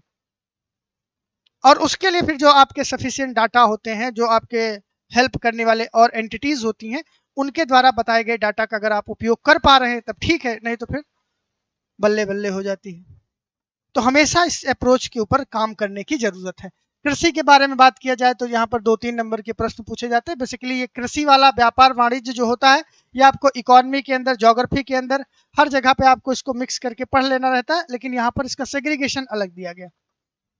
विश्व और भारत के भूगोल की बात की जाए तो भूगोल एक मेजर को रोल प्ले करता है, और आप देखेंगे कि 20 से लेके 30 नंबर तक, सॉरी 30 प्रश्न, 20 से 30 प्रश्न आपको यहाँ पर देखने को मिलेंगे। विभिन्न परीक्षाओं में इनका पैटर्न ऊपर नीचे होता रहता है, लेकिन 30 नंबर तक के प्रश्न पूछे जाने की संभावना रहती है ज्योग्राफी से रिलेटेड। और ज्योग्राफी के लिए आप जानते हैं कि क्रेडोज आईएएस से बेस्ट स्टेट पीसीएस के लिए हमें नहीं लगता कि कोई पढ़ाता हो, क्योंकि आपने देखा होगा शिवम सर से बेहतर ज्योग्राफी स्टेट पीसीएस के एग्जाम के लिए कोई करवाता नहीं। बहुत शानदार टीचर है। और मैं आपको बताऊं, जब मेरी शिवम सर से पहली बार मुलाकात हुई थी तो हमने इसी बात को ध्यान में रखते हुए उनके साथ में काम करना शुरू किया था कि उनकी जो मेंस की कॉपीज थी, उन मेंस की कॉपीज को हमने देखा था। और इन्होंने इतना शानदार ज्योग्राफी, ऑप्शनल इनका सब्जेक्ट है। अभी तो हो सकता है कि जो हमारे पास में बच्चे हैं ज़्यादातर आरओ और स्टेट पीसीएस में क्लासेस चल रही थी उनकी, तो उस लेवल पे उन्होंने अपने अप्रोच को शायद नहीं दिखाया होगा, लेकिन वो बहुत ही शानदार रिप्रेजेंटेशन है उनका स्टेट पीसीएस के ऊपर। बहुत शानदार कमांड है और आप सभी लोग उनकी क्लासेस से अवेयर भी होंगे। बहुत शानदार पढ़ाते हैं ज्योग्राफी, आप देखेंगे तो मजा आ जाएगा। ठीक है, जनसंख्या पर्यावरण हो गया, 12 से 15 नंबर के क्वेश्चन आपको यहाँ पर देखने को मिलेगा। 17 क्वेश्चन तक यहाँ पर पूछा गया है जनसंख्या और पर्यावरण से रिलेटेड। ठीक है, अंतरराष्ट्रीय और राष्ट्रीय स्तर की जो घटनाएं होती हैं, जो करंट अफेयर होता है, उसमें भी आप देख रहे हैं कि 25 नंबर तक के क्वेश्चन पूछे गए हैं। तो करंट अफेयर का भी एक बहुत ही शानदार वेटेज देखने को मिलेगा। खेल हो गया, पुरस्कार हो गया, उत्तर प्रदेश विशेष हो गया, इन सारे टॉपिक में आप देख रहे हैं कि 5 से 7 नंबर के प्रश्न पूछे जाते हैं। और ये आपका एक एनालिसिस है प्रारंभिक परीक्षा का। अब आप ध्यान से समझिएगा कि इस एनालिसिस के आधार पर, ठीक है, इस एनालिसिस के आधार पर हमें चीजों को समझने की जरूरत होगी और उसी अप्रोच में पढ़ने की जरूरत होगी। और इस चीज को अब हम लोग कवर करेंगे आपके इंटीग्रेटेड वे में, कि कैसे आप इंटीग्रेटेड वे में चीजों को लेके चलेंगे और आप उसको कैसे पढ़ेंगे। तो ये तो था एक जनरल इंट्रोडक्शन आपका इन टॉपिक्स का। आगे बढ़ते हैं, तो ये सारी चीजें आपकी हो गई हैं। मुख्य परीक्षा की तरफ चलते हैं। मुख्य परीक्षा में जैसे आपको बताया गया कि आपके 8 पेपर होते हैं। प्रीलिम्स आपका यहाँ पर हो गया और यहाँ पर आपके ये 4 पेपर हो गए। जनरल हिंदी, एस्से, जनरल हिंदी, एस्से, उसके बाद में जनरल स्टडीज के 6 पेपर। और इन सब पेपर्स के मार्क्स को अगर हम काउंट करें तो 150 नंबर की आपकी हिंदी आ जाती है, 150 नंबर का आपका एस्से आ जाता है। उसके बाद में जो जीएस के सब्जेक्ट होते हैं, ये आपके सभी पेपर जो है 200 मार्क्स के होते हैं और 100 नंबर का आपका इंटरव्यू होता है। और इसी के आधार पर आपकी फाइनल मेरिट लिस्ट जारी की जाती है। ठीक है, फाइनल मेरिट लिस्ट आपकी इन्हीं पेपर्स के आधार पर जारी की जाती है। अब हम एक एक पेपर को थोड़ा सा डिटेल में समझने का प्रयास करेंगे और उसके लिए हमें किन रिसोर्सेस का उपयोग करना है, उन चीजों को भी देखा जाएगा। तो जैसा कि आपको हमने बताया, जो अभी हम प्रारंभिक परीक्षा में सीसेट के अंदर हिंदी की बात कर रहे थे, उस हिंदी के अंदर कुछ एडिशनल चीजें और हो जाती है मुख्य परीक्षा में। तो वो तो एक आपका हो गया हिंदी का ग्रामर पोर्शन।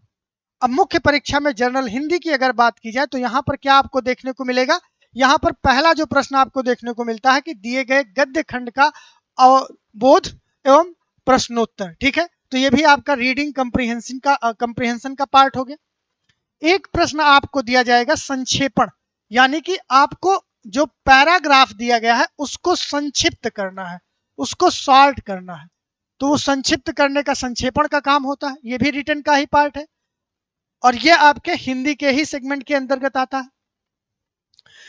तीसरा और सबसे महत्वपूर्ण पार्ट, इंपॉर्टेंट पार्ट इसलिए है, कैसे आप जानते हैं, क्योंकि आप अधिकारी बनने जा रहे हैं और अधिकारी के लिए सबसे महत्वपूर्ण चीज क्या होती है कि विभिन्न प्रकार के सरकारी और अर्ध सरकारी पत्र जो होते हैं उनको पढ़ना और उनको लिख के आपको भेजना। तो ऐसी कंडीशन में सरकारी और अर्ध सरकारी पत्र लेखन, तार लेखन, कार्यालय आदेश लेखन, विभिन्न प्रकार की अधिसूचनाओं का लेखन और परिपत्र सूचना, ठीक है, ये सारी चीजें क्या होती है, शामिल होती हैं आपके पत्र लेखन कार्यक्रम के अंतर्गत, जिसके बारे में आपने देखा होगा कि बहुत सारे विद्यार्थी क्वालिफाई नहीं कर पाते, इस चीज को लिख ही नहीं पाते क्योंकि उस अप्रोच को वो डेवलप ही नहीं कर पाते हैं। ठीक है, तो ये 3 तो आपके बहुत महत्वपूर्ण पार्ट हो जाते हैं जो कि आपके प्रारंभिक परीक्षा में हिंदी के अंदर नहीं है, मुख्य परीक्षा में आपको स्पेशली लिखना रहता है, तो इसको पढ़ना पड़ेगा।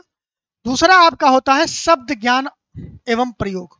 शब्द ज्ञान एवं प्रयोग के अंदर कौन कौन सी चीजें, तो वही जो आपको प्रारंभिक परीक्षा में पढ़ा कि उपसर्ग प्रत्यय क्या होते हैं, विलोम शब्द क्या होते हैं, वाक्यांशों के लिए एक शब्द क्या है, वर्तनी और वाक्य शुद्धि क्या होती है, ठीक है, और लोकोक्तियां तथा मुहावरे। तो ये सारी चीजें जहां से यहां से आप देख रहे हैं, ये पॉइंट्स आप प्रीलिम्स के अंदर भी पढ़ते हैं। यहाँ पर क्वेश्चन की अप्रोच थोड़ा सा अलग हो जाती है, वहां पर क्वेश्चन की अप्रोच थोड़ा सा अलग रहती है, लेकिन कंटेंट तो आपको सेम ही, या जो बेसिक्स नॉलेज है इनके वो आप यहाँ पर सेम ही देखते हैं। तो ऐसी कंडीशन में ये आपके लिए कॉमन हो गया, रिमेनिंग पार्ट आपको एडिशनल पढ़ना है इसके लिए। तो जब हमारी हिंदी की क्लास चलती है तो हिंदी की क्लास में हम क्या करते हैं कि इन दोनों टॉपिक्स को कॉम्प्रिहेंसिवली एक बार में कवर करवा लेते हैं, तो जिससे आपका प्रारंभिक और मुख्य परीक्षा दोनों का फॉर्मेट कवर हो जाता है इसके माध्यम से। क्लियर है? चलिए आगे बढ़ते हैं। सेकेंड खंड है मुख्य परीक्षा का, जो कि एस्से वाला पेपर है, निबंध का पेपर होता है। और बेसिकली आप लोग जानते होंगे कि जो यूपीपीसीएस के अंदर निबंध पूछा जाता है, उस निबंध को 3 खंडों के अंदर डिवाइड किया गया होता है। कितने खंड होते हैं बच्चे? वो 3 खंडों में बटे होते हैं, और प्रत्येक खंड से एक एक निबंध 700 शब्दों में लिखना होता है, और प्रत्येक निबंध के लिए 50-50 अंक निर्धारित होते हैं। और तीनों खंड में के जो विषय होते हैं उन विषयों को इस तरह से सेग्रीगेट किया गया है आयोग के द्वारा। अब ध्यान से समझने का प्रयास करिएगा कि आयोग किन टॉपिक्स के ऊपर किन चीजों को सेग्रीगेट किए हुए। तो सबसे पहले जो खंड का है, जहां से मुख्य परीक्षा में आपके निबंध पूछे जाते हैं, उनका टॉपिक क्या हो गया? साहित्य और संस्कृति। ठीक है, जो हमारा कल्चर है, जो हमारे ट्रेडिशंस हैं, उन ट्रेडिशनल एंड कल्चरल एस्पेक्ट के ऊपर एक निबंध पूछा जाता है। अब आप कहेंगे कि इस निबंध की तैयारी हम कैसे करेंगे? तो इसकी तैयारी आप ऐसे करेंगे कि जब आप इंडियन कल्चर पढ़ रहे हैं, इंडियन सोसाइटी पढ़ रहे हैं, ठीक है, आर्ट एंड कल्चर पढ़ रहे हैं, उन सारी चीजों को जब आप पढ़ते हैं तो वहां से आप एक इंसाइट डेवलप होगी, नॉलेज आपके पास में आएगा। ठीक है, नॉलेज आएगा, सब्जेक्टिव नॉलेज, साहित्यिक क्षेत्र के संबंध में कुछ नॉलेज, आपके सांस्कृतिक क्षेत्र के संबंध में कुछ नॉलेज। अब इन नॉलेज का उपयोग करके आप एक अप्रोच डेवलप करेंगे किसकी? निबंध लेखन की। और उसी निबंध लेखन के अंदर आप अपने अनुभव का, अपने ज्ञान का उपयोग करके निबंध का आंसर राइटिंग करते हैं, निबंध लेखन का काम करते हैं। तो खंड खा में साहित्य और सांस्कृतिक मुद्दे, सामाजिक क्षेत्र से संबंधित मुद्दे और राजनीतिक क्षेत्र से मुद्दे, इन 3 मुद्दों पर खंड का के अंदर एक निबंध आपको करना रहेगा, और हर एक खंड में 3 निबंध आपके दिए रहते हैं। ठीक है, खंड खा जो है बच्चे, वो आपका विज्ञान, पर्यावरण और प्रौद्योगिकी, आर्थिक क्षेत्र, कृषि, उद्योग और व्यापार, इन तीनों टॉपिक से होता है। और खंड गा जो है वो राष्ट्रीय और अंतर्राष्ट्रीय घटनाक्रम, प्राकृतिक आपदाएं, भूस्खलन, भूकंप, बाढ़, सूखा आदि, और राष्ट्रीय विकास योजनाओं तथा परियोजनाएं जो होती हैं उन चीजों पर। अब इस चीज को देखने के बाद में क्या स्ट्राइक कर रहा है आपको? कहीं ये स्ट्राइक हो नहीं रहा है कि भाई जीएस में जो चीजें हम पढ़ रहे हैं उन्हीं चीजों का एप्लीकेशन अप्रोच हमें दिखाना है। कहां पर? निबंध के अंदर। निबंध का मतलब होता है बिना किसी बंधन के। ठीक है, आपके ऊपर कोई बंधन नहीं है इस चीज को जस्टिफाई करने के लिए जो एग्जामिनर ने आपसे पूछा है। प्रारंभिक परीक्षा में है आपके पास में, आप कर्व हैं कि भाई इसका जवाब इतना ही दे सकते हैं, आपको ABCD में ही एक जवाब चूज करना है, वो भी आपको बाउंड कर रहा है। मुख्य परीक्षा में आए तो कह दिया गया भाई 150 शब्द में लिखना है, और उसमें बात कह दी गई कि फलाने के बारे में इतनी ही बात बतानी है, वो भी आपको कर्व कर दिया। और एग्जामिनर को ये परखना है ना कि आप केवल और केवल इतने ही नहीं है जितना आपसे पूछा जाता है, आप उससे अधिक हैं। और आप कितना अधिक हैं ये कहां से निकल के आएगा? निबंध से। जो आपकी अधिकता है वो कहां से पता चलेगी एग्जामिनर को? वो आपको आइडेंटिफाई कर पाएगा जब आप कहते हैं ना कि किसी आदमी की डेप्थ देखनी है तो उसको बोलने दीजिए, बोलने का मौका दे दीजिए, बस देखिए 1-2 घंटे 4 घंटे में वो सारी चीजें अपनी बता देगा कि हम इतने पानी में है, ये मेरी ताकत है। ठीक है, और यही अप्रोच, इसी चीज की थीम है कि आपका एक्चुअल परसेप्शन, आपकी एक्चुअल पर्सनालिटी क्या है वो आप निबंध में एक्सप्लेन करके चले आते हैं। आपका पर्सपेक्टिव किसी चीज के लिए क्या है, आप कितने पॉजिटिव हैं, आप कितने निगेटिव हैं, आपका वुमेन एम्पावरमेंट के ऊपर क्या अप्रोच है, आप आर्थिक विकास को किस तरह से देखते हैं, आपके द्वारा जो परिभाषाएं दी जाती हैं ये बताती हैं कि आपकी अप्रोच क्या है, आपके सोचने का तरीका क्या है। कई बार क्या होता है कि मेंस के अंदर जो टीचर्स ने आपको बता दिया उस चीज को आप लिख के चले आएंगे, it may be good, it may be bad, but अगर बात एस्से की आती है तो एस्से तो आपको कोई रटा ही नहीं सकता और ना ही आप रट सकते हैं। वो केवल और केवल आपके प्रेजेंट ऑफ माइंड और आपकी अप्रोच और थॉट प्रोसेस पे डेवलप करता है। और ये तीनों चीजें आपके एक्चुअल पर्सनालिटी का रिफ्लेक्शन होती हैं।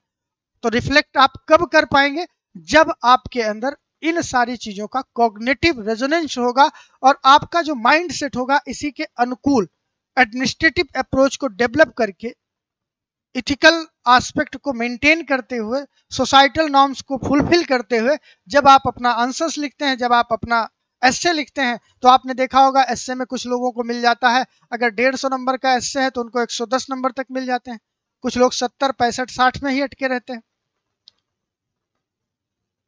और यहीं से डिफाइन हो जाता है कि आपका सिलेक्शन फाइनल होगा या नहीं होगा। अब बात क्या होती है कि मैं बताऊं, बहुत सारे ऐसे विद्यार्थी आपको मिलेंगे कि उनके द्वारा एक भी एस्से लिखा ही नहीं जाता। वो फाइनल एग्जाम में जाते हैं तो वहीं लिखते हैं एस्से, उसके पहले कोई भी एस्से नहीं लिखा जाता। इतना स्कोरिंग, इतना बेहतरीन पार्ट, और उसको हम इस लेवल पे अगर इग्नोर कर रहे हैं तो कहीं ना कहीं ये आने वाले समय में क्या करेगा, हार्मफुल होगा कि नहीं होगा। तो इन अप्रोचेस के ऊपर हमें बहुत ध्यान देना है। हर एक एस्से के टॉपिक पे उतनी ही ताकत के साथ में, उतनी ही समझ के साथ में, अपने प्रेजेंट ऑफ माइंड का उपयोग करते हुए, अप्रोचेस को डेवलप करते हुए अगर हम एस्से राइटिंग करेंगे तो बहुत बेहतर होगा। और इसके ऊपर मेरी पूरी टीम बहुत बेहतर तरीके से काम करती है।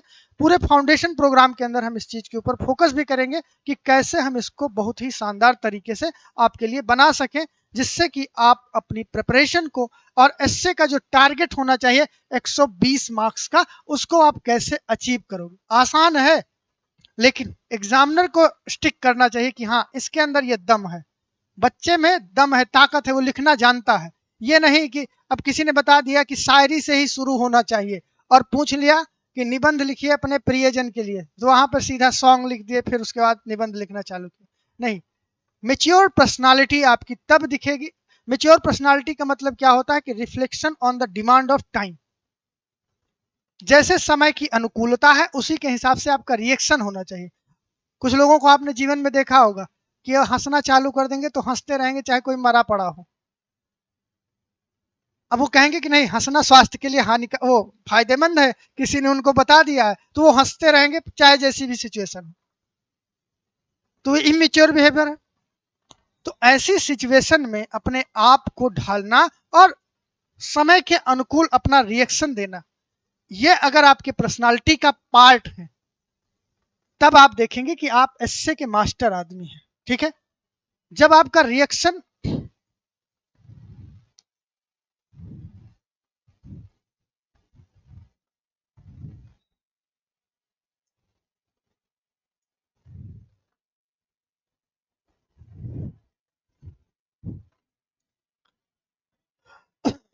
जब आपका रिएक्शन इस लेवल पे आ जाता है तो सारी चीजें आपकी ओके हो जाती हैं। तो निबंध के लिए भी बहुत स्पेशल परिचर्चा करेंगे।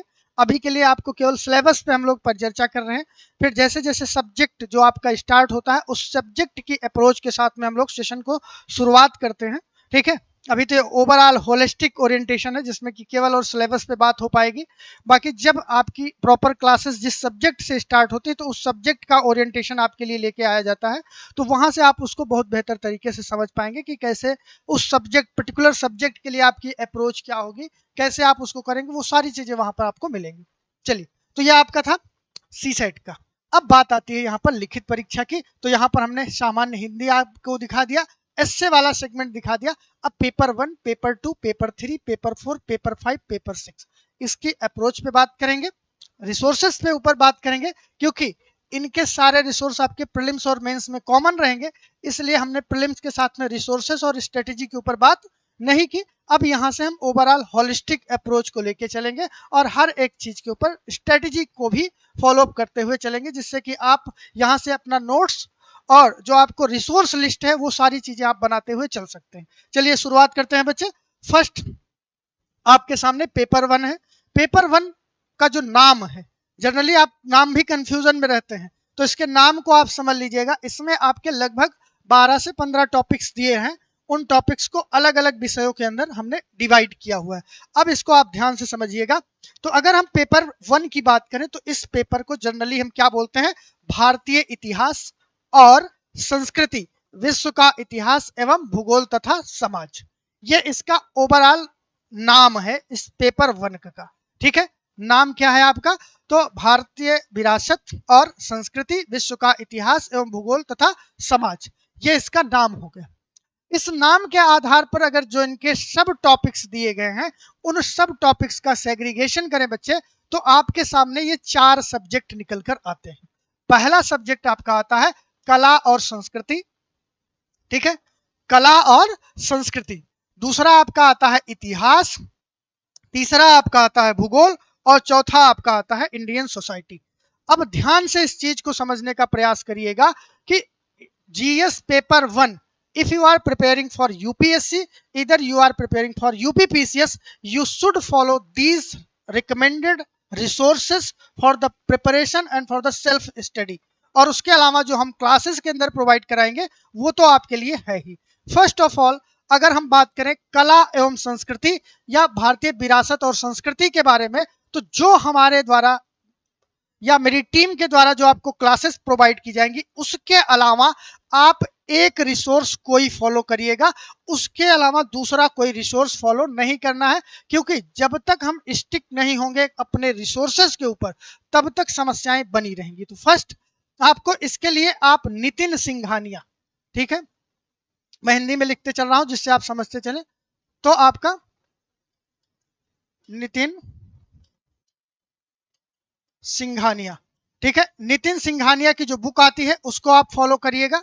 इसके अलावा कोई भी बुक आप फॉलो नहीं करना है आपको। क्यों नहीं करना है, क्योंकि कोई बुक आपको मिलेगा कि ये इतना पतला नोट्स है, कोई बोलेगा ये इतना पतला नोट्स है, कोई बोलेगा ये इतना पतला नोट्स है।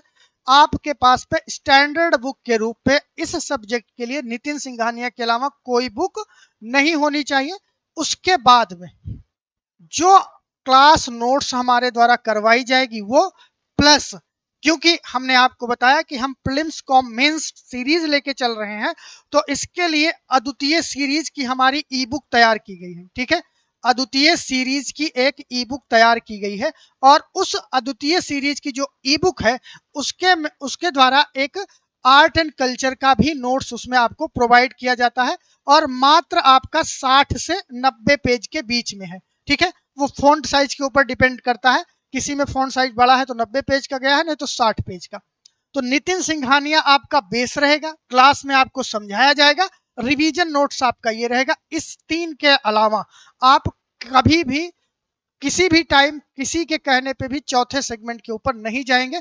अगर आपने इस पूरी जर्नी के दौरान ये फुलफिल कर लिया, अपने आप को समझा लिया कि हम लिमिटेड रिसोर्स वाले हैं, तब आपकी सफलता कोई नहीं रोक पाएगा। और अगर आपको लगा कि दुनिया के सारे स्टडी मटेरियल अगर हमारे कमरे में सजे नहीं हैं तो मेरे कमरे की शोभा नहीं बढ़ेगी, तब आप भूल जाइए कि इस प्रिपरेशन के दौरान आप तैयारी में सफल हो पाएंगे। इतना ज़्यादा पढ़ना है और 50 ठो किताब रखेंगे तो रिवीजन किस टाइम करेंगे। आपके पास जितना लिमिटेड रिसोर्स रहेगा उतना मल्टीपल रिवीजन आप कर पाएंगे। और पहला आप ये मान के चलिए कि only one resource for one subject. इस स्ट्रेटेजी को आप अपने दीवार पे चिपका के लिख लीजिए, one resource for one subject, one teacher for one subject. ठीक है, करंट अफेयर पढ़ रहे हैं, हमारे यहाँ पढ़ रहे हैं तो हम ही को फॉलो करिए, कहीं और पढ़ रहे हैं तो उसी को फॉलो करिए। फिर ये मत करिए कि वहां भी पढ़िए यहाँ भी पढ़िए, तो आप तो समय अपना किल कर रहे हैं ना। एक चीज को फॉलो करिए और उसको इतनी शिद्दत के साथ, इतनी ईमानदारी के साथ फॉलो करिए कि उसमें से ही सारी चीजें आपकी क्लियर हो जाए। कोई भी टीचर मान के चलिए पढ़ा रहा है, कोई हो सकता है कि किसी की वाणी ज्यादा मधुर हो, बहुत प्यार से बोलता हो, आपको सुनने में अच्छा लग सकता है, लेकिन कोई भी टीचर आएगा आपको पढ़ाने तो वो आपको फैक्ट तो गलत बताएगा नहीं। या मान चलिए गलती से 100 फैक्ट में एक फैक्ट गलत भी बता दिया तो उससे कोई भी ऐसा नहीं कि आपकी परीक्षा रुक जानी है। हर एक विद्यार्थी, हर एक टीचर अपना बेस्ट देने का प्रयास करता है, कोई भी टीचर बुरा या अच्छा नहीं होता। अप्रोच हो सकती है, उसकी बातें आपको अच्छी लग सकती हैं, वो ज्यादा सुंदर हो सकता है, इससे भी आपको पसंद आ सकता है, लेकिन मेन कंटेंट क्या है कि आपको जो कंटेंट दे रहा है उतने पे आप विश्वास करके उस चीज को जितनी मेहनत से आप पढ़ पाएंगे उतना ही बेहतर आपके लिए होगा। तो खुद के ऊपर विश्वास करके टीचर के बताए गए रास्ते को फॉलो करते हुए आप पढ़िए, आप बहुत बेहतरीन प्रदर्शन करेंगे। कोई बहुत बड़ा रॉकेट साइंस नहीं है इसमें, जो सारी चीजें हो चुकी हैं वही लिखी गई है, उसी को बताना है, आपको लिखना है। इसमें थोड़े कि आपको नई चीज की कोडिंग करनी है, कुछ नया सोचना है। करंट अफेयर नया आता है वो भी आपको कोई बता देता है, पढ़ने को मिल जाता है। तो बस क्या है कि आपको इस थॉट प्रोसेस को मेंटेन कर लेना, बता देना इस दिमाग को कि भाई ऑल इज वेल, सारी चीजें ओके हैं, पढ़ाई बढ़िया चल रही है, रिसोर्स लिमिटेड है। इतनी चीजें आपकी डेवलप हो जानी चाहिए। तो नितिन सिंघानिया की आपके पास बुक हो पहले सब्जेक्ट की। दूसरे सब्जेक्ट की बात की जाए, प्राचीन भारत का इतिहास, मध्यकालीन भारत का इतिहास, आधुनिक भारत का इतिहास और विश्व भारत का इतिहास। कुछ लोग कहेंगे कि ये वाली किताब अगर नहीं पढ़े हिस्ट्री के लिए तब तो समझ लीजिए आपका सिलेक्शन नहीं होगा। कुछ बोलेंगे ये कर लीजिए, कुछ बोलेंगे वो कर लीजिए। आपको मैं बता रहा हूं, स्टिक टू दीज 3 सब्जेक्ट। किसके ऊपर? पहला, ओल्ड एनसीईआरटी। ओल्ड एनसीईआरटी किसके लिए? प्राचीन भारत के इतिहास के लिए। ये आपके प्रीलिम्स के लिए भी, आपके मेंस के लिए भी मोर देन सफिशिएंट है।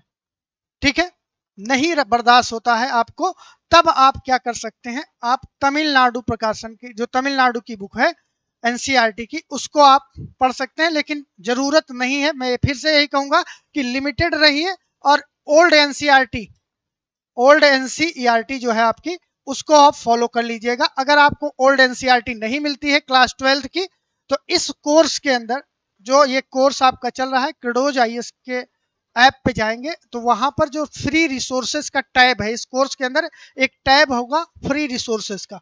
उस फ्री रिसोर्सेज के अंदर ऐसे ही सब्जेक्ट वाइज जो जो पीडीएफ नोट्स या ई बुक फॉर्मेट है सारा उसमें अपडेट कर दिया जाएगा। वहां से आप उसको डाउनलोड कर लीजिएगा, सारा फ्री आपको मिलेगा। वो आप इसके स्टूडेंट हैं या नहीं हैं, किसी भी इंस्टीट्यूट में पढ़ रहे हैं नहीं पढ़ रहे हैं, उन सारी चीजों को छोड़ के आप इसको फॉलो कर लीजिएगा, वहां पे आपको ये सारी चीजें मिल जाएंगी।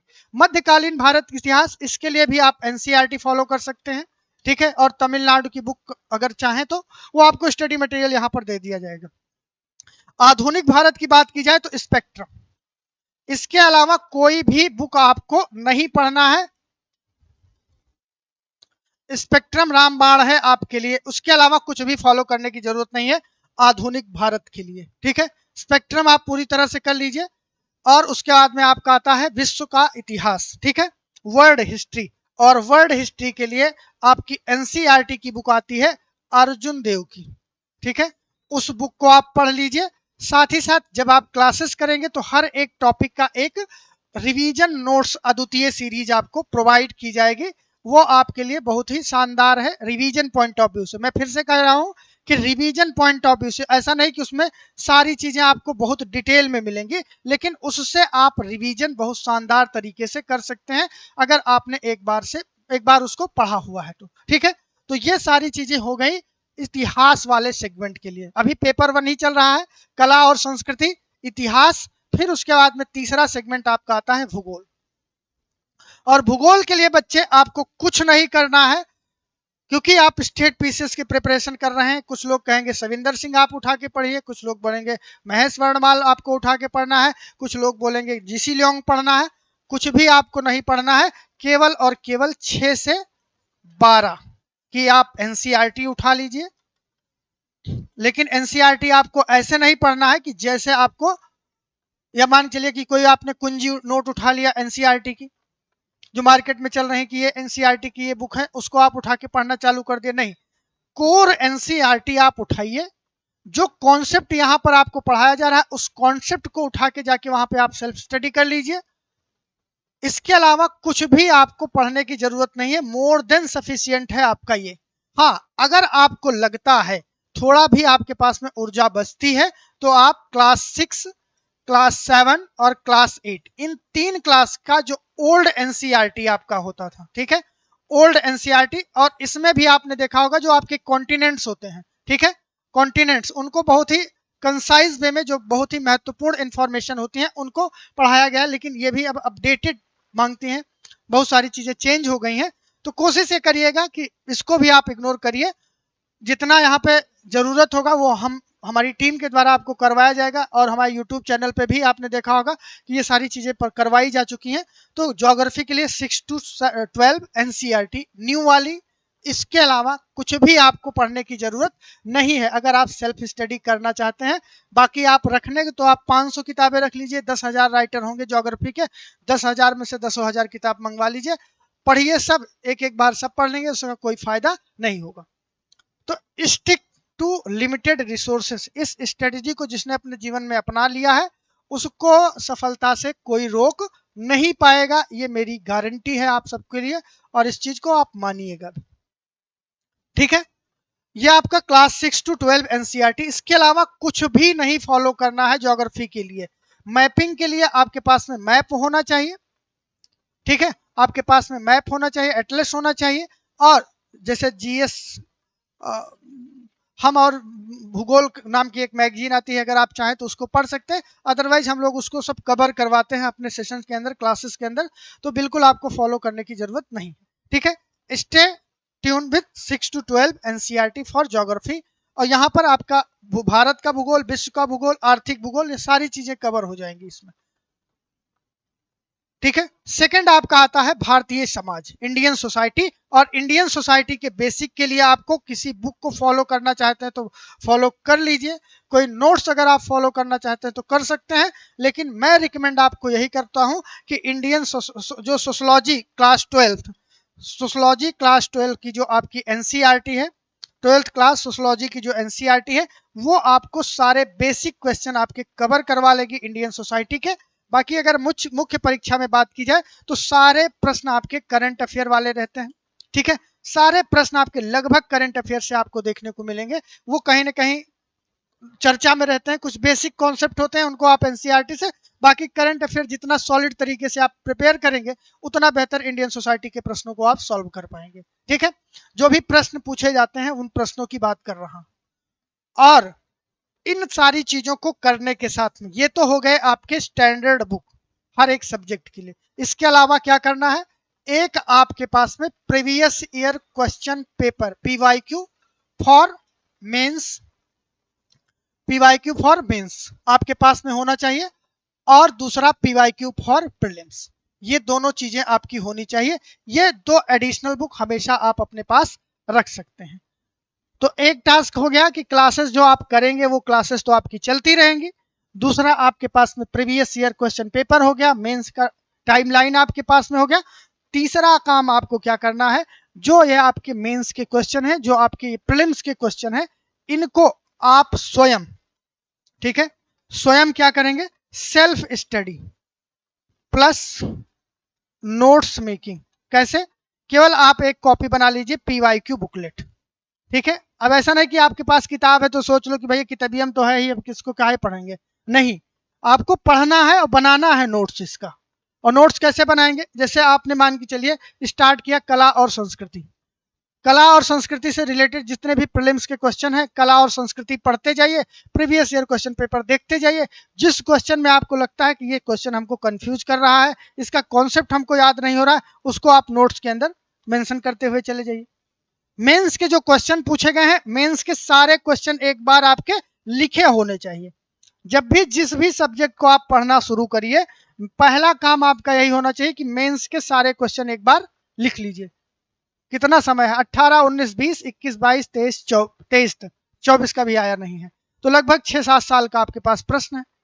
और कितना भी होगा, कोई जैसे मान चलिए आप आर्ट एंड कल्चर पढ़ना शुरू किए, तो आर्ट एंड कल्चर से मैक्सिमम आपके पास 30 से 35 प्रश्न आपको देखने को मिलेंगे। उन 30 से 35 प्रश्नों को आप पहले लिख लीजिए, फिर कला और संस्कृति पढ़ना चालू कीजिए मुख्य परीक्षा की। तो प्रश्न को पहले लिख लेना है, फिर शुरू करना है। चाहे, और हमारी आपने क्लास भी देखा होगा, जब हम लोग क्लास करवाते हैं तो पहला काम यही रहता है कि शुरुआत में चैप्टर शुरू करने से पहले चैप्टर से रिलेटेड जितने भी प्रश्न पूछे गए एक बार आपको लिखा दिया गया, उन प्रश्नों को आप देख लेंगे, फिर आप आगे बढ़ेंगे। ठीक है, तो सेल्फ स्टडी के लिए आपको ये सारी चीजें करना है।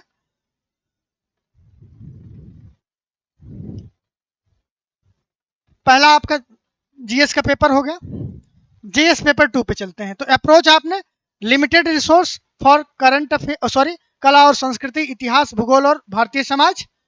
उसके बाद में पीवाईक्यू मेंस आपको करना है, पीवाईक्यू आपका प्रीलिम्स का होना चाहिए, और सेल्फ स्टडी, पीवाईक्यू बुकलेट, ये सारी चीजें आपकी रहे। बस आपकी पेपर 1 के लिए और जीएस में भी, जीएस 1 आपका जो प्रारंभिक परीक्षा है, आर्ट एंड कल्चर, इतिहास वाला सेगमेंट आपका पूरा कवर हो गया, भूगोल वाला पूरा कवर हो गया, कला और संस्कृति आपका कवर हो गया, भारतीय समाज प्रीलिम्स के अंदर पूछा नहीं जाता, तो इसकी अप्रोच आपकी अलग रहेगी।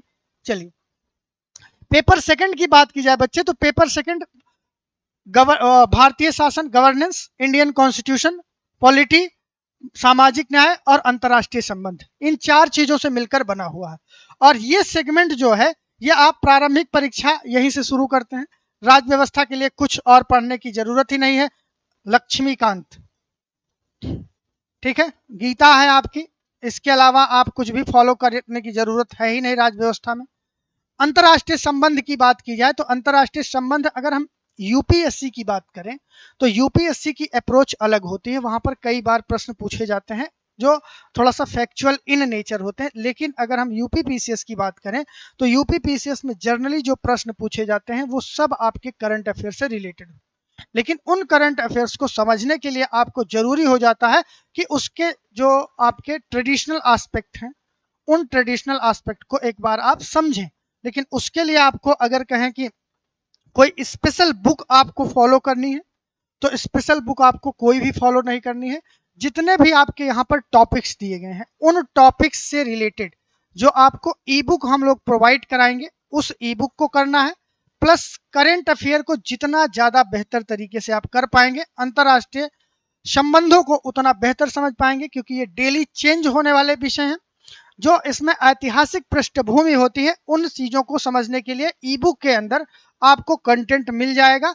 और एडिशनल इंफॉर्मेशन के लिए आपको किसी बुक के ऊपर रिलाई करने की जरूरत नहीं है। ई बुक आप पढ़िएगा, बुक का उसको आप प्रिंट आउट फॉर्मेट भी ले सकते हैं, उसको आप करिए, करंट अफेयर करिए, और प्लस में जो आपकी क्लासेस करवाई जाती हैं उन क्लासेस को करिए। लेकिन करंट अफेयर को यहाँ पर बहुत ज्यादा वेटेज दिया जाता है और प्रश्न यहीं से आपके देखने को मिले। सेकंड आपका एस्पेक्ट है गवर्नेंस का, ठीक है। गवर्नेंस का जो पार्ट है, ये गवर्नेंस वाला पार्ट भी अगर आप चाहें तो एक बुकलेट आती है, एम लक्ष्मीकांत का ही एक बुक है, लेकिन वो आपके लिए उतना महत्वपूर्ण नहीं, क्योंकि पब्लिक एडमिनिस्ट्रेटिव अप्रोच उसमें ज्यादा आपको देखने को मिलेगी गवर्नेंस के अंदर। उसका कुछ लिमिटेड पोर्शन आप फॉलो कर सकते हैं। अदरवाइज जो ई बुक या नोट्स कोई भी एक आपके पास में हो, उसको आप फॉलो करिए, वो आपके लिए मोर देन सफिशिएंट है गवर्नेंस के लिए। बाकी लक्ष्मीकांत की एक बुक आती है, उस लक्ष्मीकांत की बुक को आप फॉलो कर सकते हैं इस सेगमेंट के लिए, ठीक है। और सोशल जस्टिस की बात की जाए, तो social justice totally depend upon government initiatives and जो आपका करंट अफेयर होता है, तो वहां से आपको पढ़ना है। प्लस में जो कुछ इश्यूज होते हैं सामाजिक न्याय के, उन सारी चीजों के लिए जो आपको ई बुक प्रोवाइड किया जाएगा, तो उस चीज को पढ़ना है। तो अगर मैं आपको बताऊं कि पेपर 2 के लिए आपके पास में बुक रिसोर्स के अंदर कौन कौन सी चीजें होनी चाहिए, तो आपके पास में लक्ष्मीकांत की राज्य व्यवस्था, बहुत आपको इच्छा हो कि भाई गवर्नेंस के साथ में धोखा हो जा रहा है, तो ऐसी स्थिति में लक्ष्मीकांत की जो गवर्नेंस वाली बुक होती है उसको ले सकते हैं। बाकी आईआर और सोशल जस्टिस के लिए आपको किसी बुक को लेने की जरूरत नहीं है। जो ई बुक आपको प्रोवाइड किया जाएगा वो मोर देन सफिशिएंट है। उसके अलावा जो करंट अफेयर पढ़ाया जाएगा और जो क्लासेस के अंदर पढ़ाया जाएगा, वो सारी चीजों के माध्यम से आप इस चीज को आसानी से कवर कर सकते हैं, क्योंकि यहाँ पर बहुत लिमिटेड स्कोप रहता है स्टैटिक पोर्शन का। ज्यादा अप्रोच आपको देखने को मिलेगी कहां से, वो जो प्रश्न बनते हैं आपके सारे प्रश्न करंट अफेयर से बनते हैं। तो इसके लिए भी आपको यहाँ पर अपने आप को फिक्स कर लेना है कि हमारे पास रिसोर्सेस लिमिटेड हैं इन टॉपिक्स के लिए। बाकी आप किसी नोट्स को भी फॉलो कर सकते हैं, वो सारे डिटेल में मैं आपको जो फ्री कंटेंट पेज है, उस फ्री कंटेंट पेज के अंदर इसको अपडेट कर दिया जाएगा। चलिए बढ़ते हैं नेक्स्ट पेज की तरफ। नेक्स्ट आपका है सामान्य अध्ययन पेपर 3, और सामान्य अध्ययन पेपर 3 भी आपका बहुत महत्वपूर्ण हो जाता है। प्रौद्योगिकी, आर्थिक विकास, जैव विविधता, पर्यावरण, सुरक्षा और आपदा प्रबंधन। अब इसमें आप अगर बात करें, सबसे पहले हम बात करेंगे भारतीय अर्थव्यवस्था की, इंडियन इकोनॉमी के अंदर बात की जाएगी। अब इंडियन इकोनॉमी का मतलब कहने के लिए तो बहुत सारी बुकें हैं, मैं आपको रिकमेंड कर दूं, लेकिन जो एनालिसिस किया गया है उस एनालिसिस के बिहाफ पर हमें सेलेक्टिव होने की जरूरत पड़ेगी। अब भारतीय अर्थव्यवस्था की बात की जाए, ठीक है, भारतीय अवस्था की बात की जाए तो इसमें एक बुक बहुत ज्यादा चलती है रमेश सिंह की, ठीक है, किसकी चलती है, रमेश सिंह की बुक आपकी चलती है। लेकिन उस बुक को आप उठा के देखिए और उसका वेटेज निकालिए तो वेटेज बहुत हाई हो जाता है और प्रश्नों के पूछने का प्रारूप जो है प्रारंभिक परीक्षा में बहुत लिमिटेड है और मुख्य परीक्षा में करंट से रिलेट करके प्रश्न पूछे जाते हैं। तो ऐसी स्थिति में इतना समय इस बुक के ऊपर देना हमें नहीं लगता कि बहुत गुड डिसीजन होगा। उसके बजाय हम एक काम ये कर सकते हैं कि क्लास 11th की एनसीईआरटी, क्लास 12th की एनसीईआरटी के कुछ सिलेक्टेड चैप्टर, क्लास 9th की भी एनसीईआरटी आप बेसिक अंडरस्टैंडिंग के लिए ले सकते हैं। तो पहला जो आपका प्राइमरी सोर्स होना चाहिए वो NCERT class 11th, NCERT 11th class, उसके बाद में एनसीईआरटी क्लास 12th के कुछ सिलेक्टेड चैप्टर्स आपके रहेंगे, 12th के पार्ट 1 पार्ट 2 दोनों के। और तीसरा रिसोर्स आप चाहें तो संजीव वर्मा की जो किताब आती है, बहुत पतली किताब है और बहुत अच्छी किताब है, उन्होंने बहुत अच्छा लिखा हुआ है इकोनॉमी के ऊपर। इन तीनों को आप फॉलो कर सकते हैं। बाकी रमेश सिंह को मैं रिकमेंड इसलिए नहीं करूंगा कि वो बहुत बल्कि हो जाती है और उतना कॉस्ट बेनिफिट एनालिसिस है नहीं।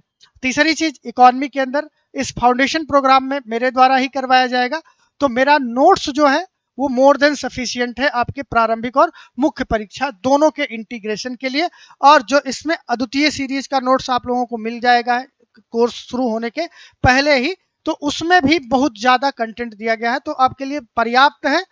बस लिमिटेड आपको मैं बताते आ रहा हूं, तो लिमिटेड रिसोर्स पर ही आपको स्टक रहना है, उसके अलावा बहुत ज्यादा चीजों के ऊपर फोकस करने की जरूरत नहीं।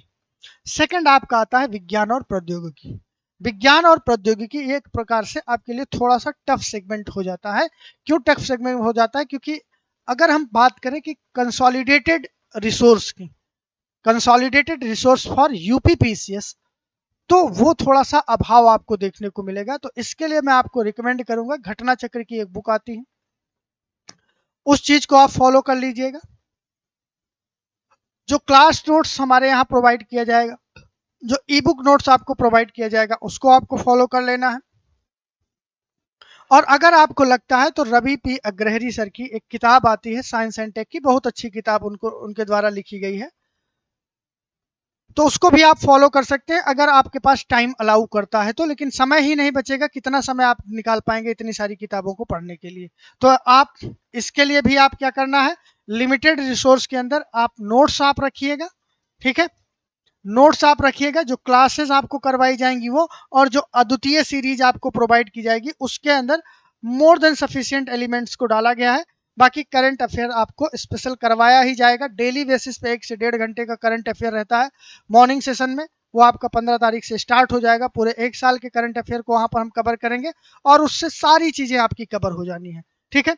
पर्यावरण पारिस्थितिकी के बारे में बात की जाए, एनवायरमेंट इकोलॉजी के लिए, तो आप कोई भी एक पुस्तक, मार्केट में बहुत सारे अल्टरनेटिव रिसोर्सेस पड़े हुए हैं इसके, आप किसी भी एक पुस्तक को आप उठा सकते हैं, जो भी आपकी चॉइस हो, क्योंकि यहाँ पर भी बहुत लिमिटेड स्कोप में चीजें पूछी जाती हैं। करंट अफेयर में जो चीजें कवर करवाई जाती हैं वो आप फॉलो कर सकते हैं। तो ये आपकी चॉइस पे मैं छोड़ता हूँ कि पर्यावरण पारिस्थितिकी के लिए आप किस चीज को फॉलो करते हैं। आप क्रेडोज की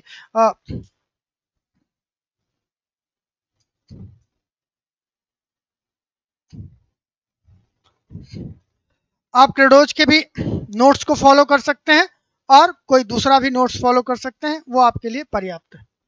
आंतरिक सुरक्षा और आपदा प्रबंधन, ठीक है, आंतरिक सुरक्षा और आपदा प्रबंधन पे भी यही समस्या है। दोनों टॉपिक्स के लिए, दोनों टॉपिक्स के लिए कोई ऐसी बुक नहीं है जो बहुत ही कंसाइज आपके लिए बनाई गई हो।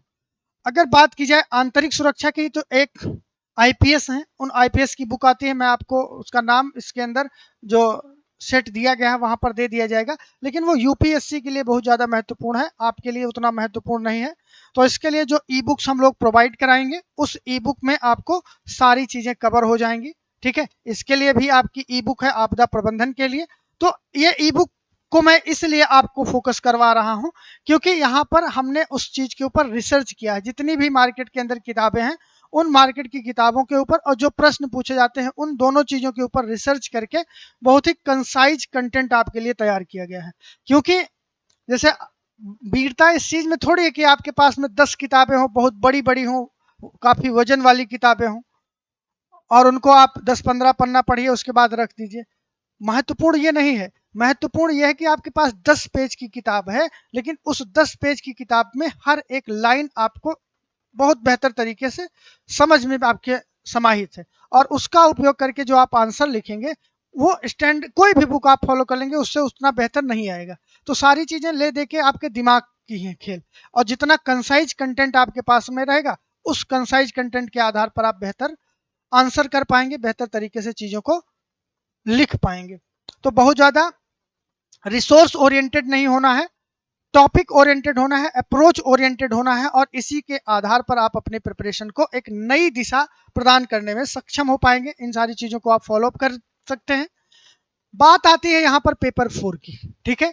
पेपर 4 आपका है एथिक्स, इंटीग्रिटी एंड एप्टीट्यूड, और एथिक्स, इंटीग्रिटी एंड एप्टीट्यूड के अंदर नीति शास्त्र, सत्यनिष्ठा और अभिव्यक्ति, इन तीनों के लिए आप लेक्सिकॉन को फॉलो कर सकते हैं। लेक्सिकॉन बुक ठीक ठाक मात्रा में बहुत अच्छी बुक लिखी गई है, हिंदी माध्यम में आती है, एथिक्स के लिए मोर देन सफिशिएंट है। और यहाँ पे बात आती है केस स्टडी के लिए, तो लेक्सिक्स नेक्सिस जो आपकी एक बुक आती है वो इंग्लिश वर्जन है उसका हिंदी शायद नहीं आता है अभी।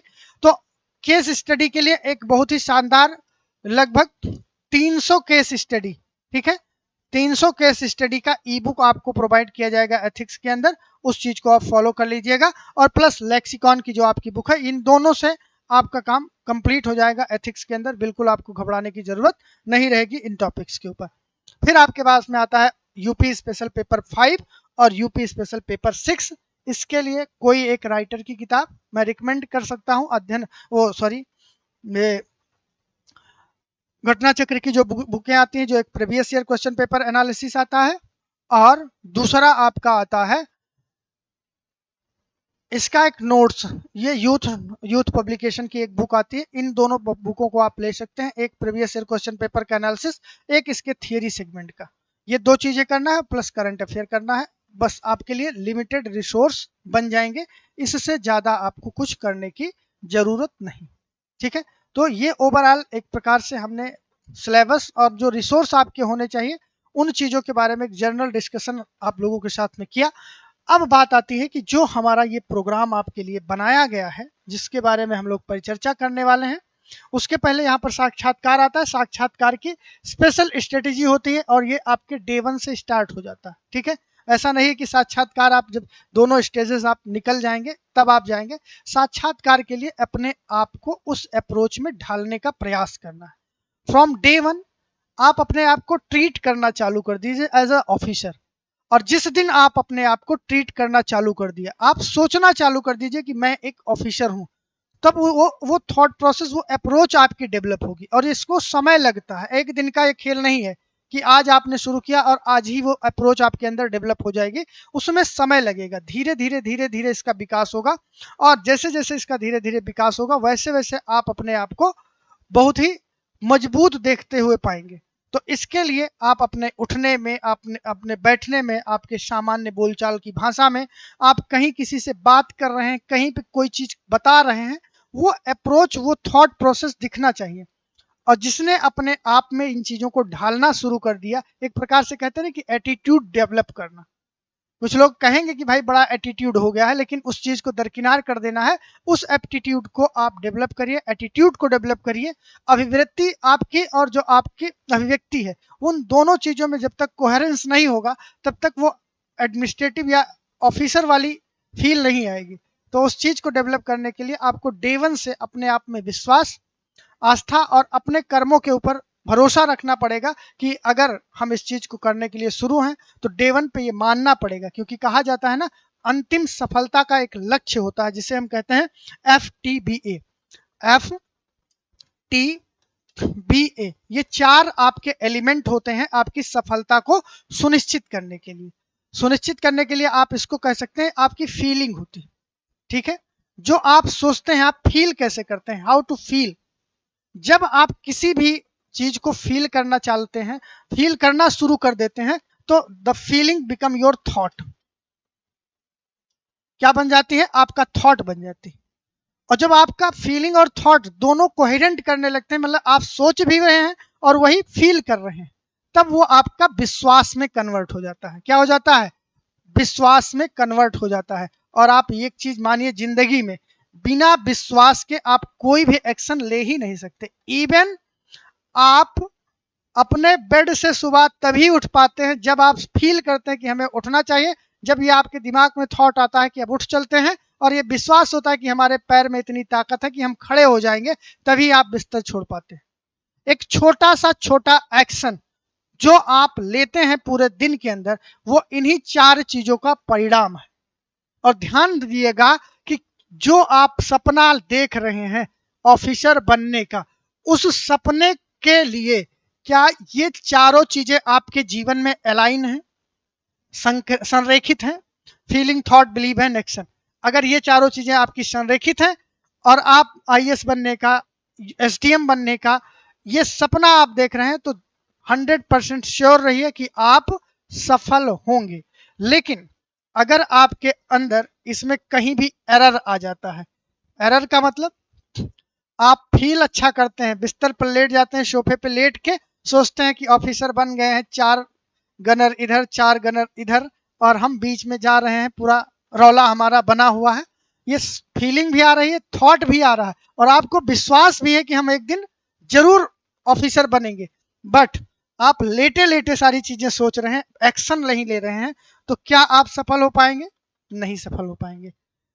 यहां पर इन चारों चीजों के ऊपर आपका इक्वल ट्रीटमेंट होना चाहिए। जो सोच रहे हैं वो आपके थॉट में हो, वो थॉट आपका बिलीफ में हो, और वही बिलीफ आपका एक्शन में हो, तब आप सफलता सुनिश्चित कर पाएंगे। और जिस भी विद्यार्थी ने इन चारों चीजों को अलाइन कर लिया, उसकी सफलता से उसे कोई रोक नहीं सकता।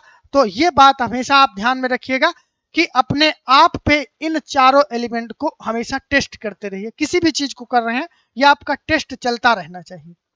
और जिसका टेस्ट ये चलता रहेगा, जिसका स्कोर जितना बेहतर बनता जाएगा, उसके सफलता के परसेंटेज उतने ज्यादा बढ़ते चले जाएंगे। तो feeling, thought, belief and action, these 4 elements made your life successful.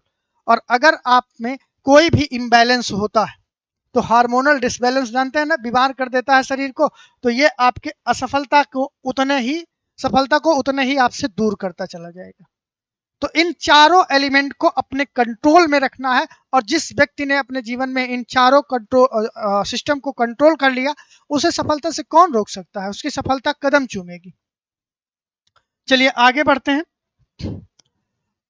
तो ये तो था आपका प्रोग्राम। अगर हम बात करें कि 2025 के लिए जो हमने आपको ये इनिशिएटिव बताया, इसके लिए हम लोगों के द्वारा एक फाउंडेशन प्रोग्राम स्टार्ट किया गया है। यह आपका 15 अप्रैल से स्टार्ट हो रहा है। ठीक है, ध्यान से समझने का प्रयास करिएगा।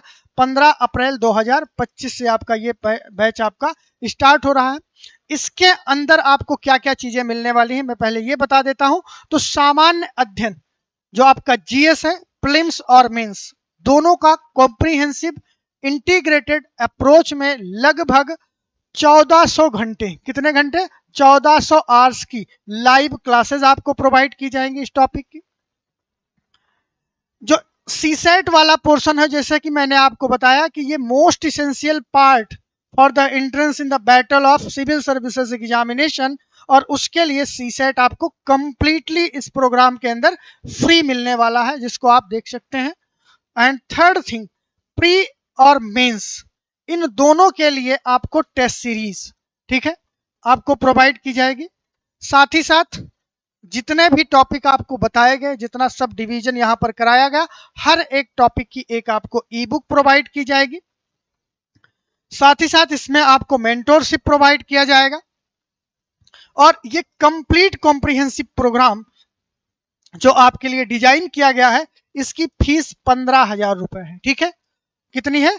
15,000 रुपए है। लेकिन अभी आपके लिए एक स्पेशल डिस्काउंट चल रहा था, और वो डिस्काउंट के अंदर ये प्रोग्राम आपको 7500 रुपए का पड़ रहा था। कितने का? 7500 का। लेकिन अभी इसमें एक चेंज और किया गया है, और वो आपके लिए स्पेशल किया गया है। बहुत सारे विद्यार्थियों ने कहा कि कुछ ऐसा धमाकेदार ऑफर होना चाहिए जिससे कि हम लोग ज्यादा से ज्यादा तैयारी कर सके, बहुत ज़्यादा से ज़्यादा लोग इस प्रोग्राम के अंदर शामिल हो सके। तो ये कंप्लीट कम्प्रीहेंसिव प्रोग्राम आपको मात्र 4,999 रुपए में मिलने वाला है, और वो भी ये ऑफर जो है लिमिटेड है, यानी कि 20 अप्रैल 2024 तक। ठीक है, 2024 तक, 20 अप्रैल 2024 तक इस कोर्स के अंदर आप एनरोल कर सकते हैं और इस विशेष छूट का लाभ उठा सकते हैं। ठीक है, तो आज ये आपके सामने वीडियो है, इस वीडियो को आप देख के जो भी आपके पास में डाउट हो, कोई भी समस्या हो, कुछ भी आप पूछना चाहते हैं, तो हमसे आप संपर्क कर सकते हैं। जो मैंने बुक आपको बताई, जो प्रिलिम्स सीरीज आपको मिलने वाली है, उसके अंतर्गत ये सारी बुकें हैं। इनका ई बुक फॉर्मेट मिलेगा। अगर आप चाहते हैं कि इनका प्रिंटेड फॉर्म भी चाहिए, आपको बुक के फॉर्म में चाहिए, तो उसको आप क्रेडोज द लर्निंग ऐप के ऐप स्टोर पर जाकर, जो ऐप है वहां पर जाकर इसको आप इसके फिजिकल फॉर्मेट को भी ऑर्डर कर सकते हैं। ये फिजिकल फॉर्मेट में आपको मिल जाएगी। तो ये इसका फॉर्मेट है, ये बुकें हैं आपको जो मिलने वाली हैं। साथ ही साथ जो हमने आपको बताया कि प्रीवियस ईयर क्वेश्चन पेपर का एनालिसिस हम लोग आपको देंगे। तो यहाँ पर विषयवार, ठीक है, विषयवार हर एक सब्जेक्ट का प्रीवियस ईयर क्वेश्चन पेपर का कॉम्प्रिहेंसिव एनालिसिस है। इस चीज को भी आप इस प्रोग्राम के अंदर पाएंगे, जो कि फ्री में आपको मिलेगा। और उसके बाद में अगर बात की जाए, जो हमारे पास में टेस्ट सीरीज प्रोग्राम है, जिसके अंदर आप देख रहे हैं यूपीपीसीएस प्रीलिम्स, जो कि आपकी 12 अक्टूबर 2025 को ध्यान में रखते हुए बनाई गई है, जिसके अंदर 12 फुल लेंथ, 12 टॉपिक वाइज और 6 आपके सीसेट के टेस्ट पेपर हैं, ये भी इसके अंतर्गत शामिल है। और आपके एनसीईआरटी बेस मेंस की टेस्ट सीरीज है, जो आपको मिलेगी फ्री में। ये सारी चीजें इस प्रोग्राम के अंदर कंप्रीहेंसिवली आपको मिलने वाली हैं, और ये आपका एक कंप्रीहेंसिव बैच है, जिसके अंदर हम बहुत सारी चीजों को कवर करने वाले हैं। तो बिना देर किए हुए आप सभी लोग, जितने भी विद्यार्थी इस वीडियो को यहाँ तक देखे हैं, सबसे पहले तो क्रेडोज परिवार उन सभी विद्यार्थियों का धन्यवाद करता है कि आपने इतने पेशेंस से इन सारी चीजों को देखा, समझने का प्रयास किया और आपने धैर्यपूर्वक सुना। दूसरी चीज, आप यहाँ तक पहुंचे हैं तो इसका मतलब आप एक जुझारू विद्यार्थी हैं, और आपका सपना है एक बड़े एग्जाम में अधिकारी बनने का। और उसके लिए क्रेडोज आईएएस का ये बेहतरीन प्रोग्राम आपके लिए मील का पत्थर साबित हो सकता है। आपके सपनों को साकार करने का एक महत्वपूर्ण नाव की तरह ये आपके जीवन में काम आ सकता है। तो बिना देर किए हुए आप इस कोर्स के अंदर एनरोल कर सकते हैं, और अधिक जानकारी के लिए ऑफिस के नंबर पे कॉल करके आप और भी इंफॉर्मेशन प्राप्त कर सकते हैं।